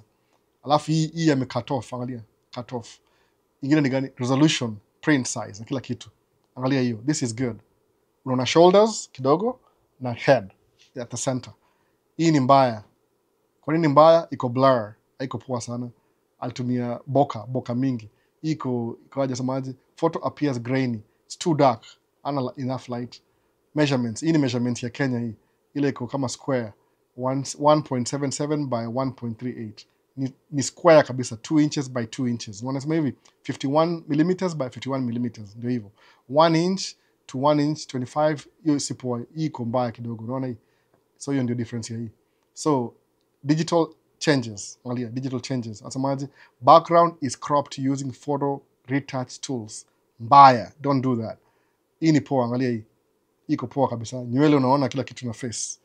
Aya, hii wanasema ni mbaya. Iko somehow iko edited tena. Image digitally changed to appear thinner. Hiyo ni mbaya. Hiyo wasemaje? Image has red eye. Red eye ni ile kama feature ya camera ile. Hii hata uwezi muone kama Halloween. No. Appears to edit. Next gani? Pose. Neutral pose. Angalia. Neutral. Umeona? Neutral pose. Hapa ametoka kipara hapa. Angalia. Umeona? Customer is looking down. Angalia hii. Hii amecheka sana. Asema customer facial expression is not neutral. Hii ameka side hii. Unaona? Customer head is rotated. Hii si poa. Hii pia si poa. Kuna shadow na kila kitu. Hii pia si poa. Sema hii amefunga macho. Hii si poa. Aya. Attire. Unaona hii amevaa boka, itonga boka ama itongaje ni baka. Hii ni poa kabisa. Ina show face na kila kitu. Wame accept. Hiyo pia dada wetu hapa mdada pia anakaa poa kabisa. Shoulders ziko lakini iko center kabisa katikati. Shingo yake ni short but yuko poa kabisa katikati. Hii si poa, kuna shoulder hapo. anakaa kama in-law wangu mwingine hapo. Alafu hii amefunika face kidogo, hiyo si poa. Unaona hizo ma instructions ndio hiyo. Amevaa sunglasses, don't do that. Amevaa scarf, don't do that. Amevaa kofia, hakuna kofia. Amefunika face na ni moja, hiyo si poa. Background ni off white. Angalia hii. Hii ni somewhere iko na kama tiles nyuma yake. Si poa tiles. Hii ame edit blue. Naona background is blue. Hiyo si poa kabisa. Hapa kwa dirisha hapa hivi the window. Si poa sana. Hii ni gani? Hii amevaa nini? Hii iko poa kabisa. Iko poa hii. White, off white. Hii iko kwa wheelchair. Ni poa. Children, angalia children. Unaona hiyo mtoi? Mtoi yani frame yao ni ndogo, so bora face inaonekana. Hata ukishow the part of the body, mwili yao ni ndogo frame, so wana allow. Angalia hata hii. You can see the shoulder, mpaka unaona mpaka nini ma elbow. Bado ako poa hapo. Yeye ameangalia kando, si poa. Yeye ameangalia chini. Photo is clear but the child is facing forward. Wasema ni poa bado. Haya, yeye ameka ulimi, si poa. Hii ni gani? Hii pia ni poa, wasema ni poa, ameangalia kitambaa. Watu hii ni different, lakini kama ni toddler, amefunika mdomo, hiyo si poa. Hapa iko blur kidogo. Hapa amevaa pacifier, hapa amefunika face. That's all you need to know. Application to share haraka. Copy content nyingine tena ndio hapa hivi. Niende kwa stop sharing, alafu ni share tena next ni gani? Tuende kwa share nyingine, application inakaaje? Share screen. Unakam kwa diversity visa, ndio hiyo. Share. Unaiona tena? Ili ya kumalizia tu ndio hapa hivi. Sijui ile picha yangu. Acha niweke kila kitu out kabisa. Hata mnione sasa, acha nitoe. Very simple application. Unajaza nini? Shapiga picha, si ndio? Si ni very simple ndio hiyo, angalia. Part 1 ndio hii kufungua page hivi. Utafungua page kwanza, useme begin, iende kwa ile authentication section, uweke ile namba, ikuje next ndio hii. Entry ndio hii hapa hivi. Last stroke ile / family name. Unaona? Ndio hiyo. Alafu kuna hii first name. Kama una first name, kuna hiyo checkbox hapo, unakuja hapo useme no first name hapa hivi. No first name. Hivyo. Ukuja hapa middle name. Kama una middle name, no middle name. Sawa. So okay, last name, first name, middle name. Gender, useme male. Number 3, month, day, year, date of birth. Number 4, city where you're born. Born city unknown. Itakuwa useme unknown. Pia itakuwa unknown ndio, lakini country sikuwe unknown. Country ndio muhimu. Sawa. Do not enter district, so to city ile tu unknown. But tafuta tu the nearest where ulizaliwa. Una birth certificate, angalia birth certificate yako ulizaliwa wapi. Country where you're born. Hii ni very important sababu hii ndio inadetermine kama uko eligible ama uko eligible. Alafu country of eligibility. Kwa hii case pia itakuwa semaje, are you claiming eligibility based on the country where you're born? Sema yes. Wachi hapo. Photo ndio kuja hapo, click hii choose now, attach ikuje. Tushaongea mambo ya photo the beginning. Mailing address. Tafuta address hapa kusema optional, in care of. Kama ni mimi, weka address yangu, uandike jina langu hapo. Na nikimailiwa vitu na kumailia back wewe. Ile kama wewe una address, tafuta mtu kuna address, ule mtu you can trust, ata keep documents zako confidential. Usitafutie auntie yako ule akupendi, ama uncle yako ule akupendi, ama kuzuri na feel ni competition. Tafuta mse ule mnasikizana poa kabisa. Wasa TikTok, niko kwa YouTube. Enda angalia video Maisha States YouTube channel, Man Cave Talk Live, ndio playlist. Address weka kuna ile address number 1 kama si ni ile utaka house number, street number, alafu city, alafu weke district, province, state, alafu zip code, alafu no postal kama hakuna unacheck hapa hivi, country unamaliza. Country where you live today. Labda kama ni Kenya ni Kenya. Phone number ni optional. So don't include your phone number by the way. Nasema tu hivyo, don't include your phone number, ni optional. So email hapa kama ulisoma na 12 ni ile high school, alafu kuja hapa chini unmarried kama uko married whatever, alafu number of children, alafu continue. Ukienda continue, everything enter itakuwa listed tena mara ya pili. So sasa that's it. Hii ni how long by the way? Tumetumia kama how many minutes? 5 minutes, alafu mwanzo story. Alafu uende connect, alafu submit. Ukisubmit inakaa page fulani, sina hiyo page hapa na mimi sahi. Lakini that's what it is. Unamalizana naye. Sasa very simple. Inaisha tu hivyo. Very simple. It make sense wase? Go through everything. Tumesave hapa hivi. Ya mwisho ilikuwa nini hapa? Hakuna swali. Kuna swali lingine kweli? Ndio hii hapa. Video sema nini? Mambo ya DV umeeleza vizuri sana. Mwenye haja apply lazima tutafute apokee viboko. Sasa So TikTok ndafanya hivi, nda make a very short video, ni post kwa, sijai post for a long time TikTok, ni post tu kwa hivyo msiata kunini. Asemaje, besha shigana, ya nini? Audi, nishaiuza already by the way, nimeuza. Si besha shigana, nimeuza already, ilikuwa $5,000. Nishaiuza already. So I'm using the money to kununua van. Hiyo nishaiuza already. Yo, it's gone already. Niliuza kaa 2 weeks ago by the way, Audi A6. Nishaiuza already. Ilikuwa well maintained na mimi. So ndatenza video moja ya TikTok, ni post maybe leo siku kesho, kwa sababu tuna 4 days. Sijui kama post picha, na ile picha na try to explain ni manzana naye. Kila mtu aendelee poa. So sawa, sio apply green card next year, tuko hapa state. Sawa. Kama uwezi win green card, kuja na F1 kama student. Kama uwezi kuja na F1 kama student, kuja na HB1 kama professional, kama employee, kuja na employee hivi. Kama uwezi do hivyo, kuja hapa na cruise ship tafuta job. Kama uwezi do hivyo, tafuta mtu uoe. Girlfriend akuja Kenya missionary, alafu akuletea hapa hivi kusponsor. Kuna so many kuja states by the way. Ukuja hapa either way utatoboa. Life inakuwa very easy hapa hivi. Si easy lakini kuna ile easier. Naweza sema hivyo, itakuwa easier. Sasa so kauje watch, enda kwa YouTube into Maisha States playlist ya Man Cave Talk Live. Itakuwa na hiyo information ya nini, how to fill up DV. Ni live stream. Kuna playlist ya Man Cave Talk Live. Everything iko hapo hivyo. Utaenda kwa replay, we watch tena. Alafu nda make video next week, itakaisha too late. So tutarudi back to schedule programming next week. Labda tuongea how to fill up ile ukisha win green card, what comes next, kitu kama hiyo labda. Lakini wasi please mwazi apply. Na wahisi apply to every year by the way mpaka win. Kwa sababu ni kama it's a step on the right direction. Afadhali u apply ukose than not apply. Kwa sababu at least you're in. Mimi nilikuwa na apply to 18, nimekaa hapa states 18 years. Mpaka nimebring maparo. Unaona? Nisha pay back deni zangu zote. Swali ni kama story ya Hazi na wife ni ngori, unaweza kosa kumweka. Yeah, kama uko na picha saa hii uko mbali na wife, we apply we mwenyewe. Ukisha win utamclaim baadaye, usijali. Hii ni ile survival. Ile tu kama wife yuko, kwa sababu unafanya kazi tuseme Mombasa, wife yuko Kisumu, hauwezi get picha haraka haraka, apply wewe umanzane naye. Labda yeye apply, kama una picha we apply umanzane naye. Kwa sababu wewe ukiwin green card utambring, but she has to wait for 5 years ama 2 years ama whatever process ndio akuje. Apply tu wewe mwenyewe. Kama unaona uwezi ingiza mtu, apply tu wewe mwenyewe bado. Seriously. Sometimes unavuta wase. Ile mwambia ngase fanya hivi, unanisumbua. Wewe apply mwenyewe, usahau ufunge useme I'm single. Ukizoea you single useme no I'm married but ni apply peke yangu, utapata bado kuna story mob.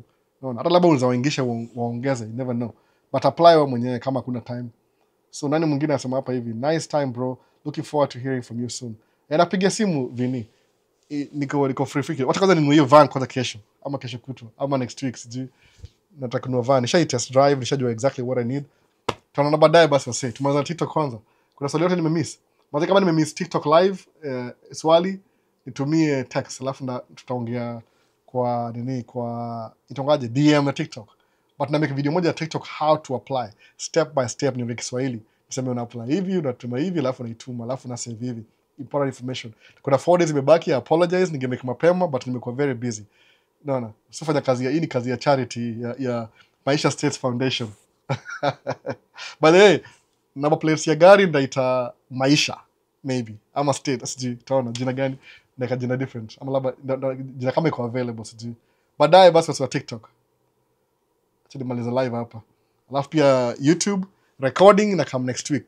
Hii the same recording.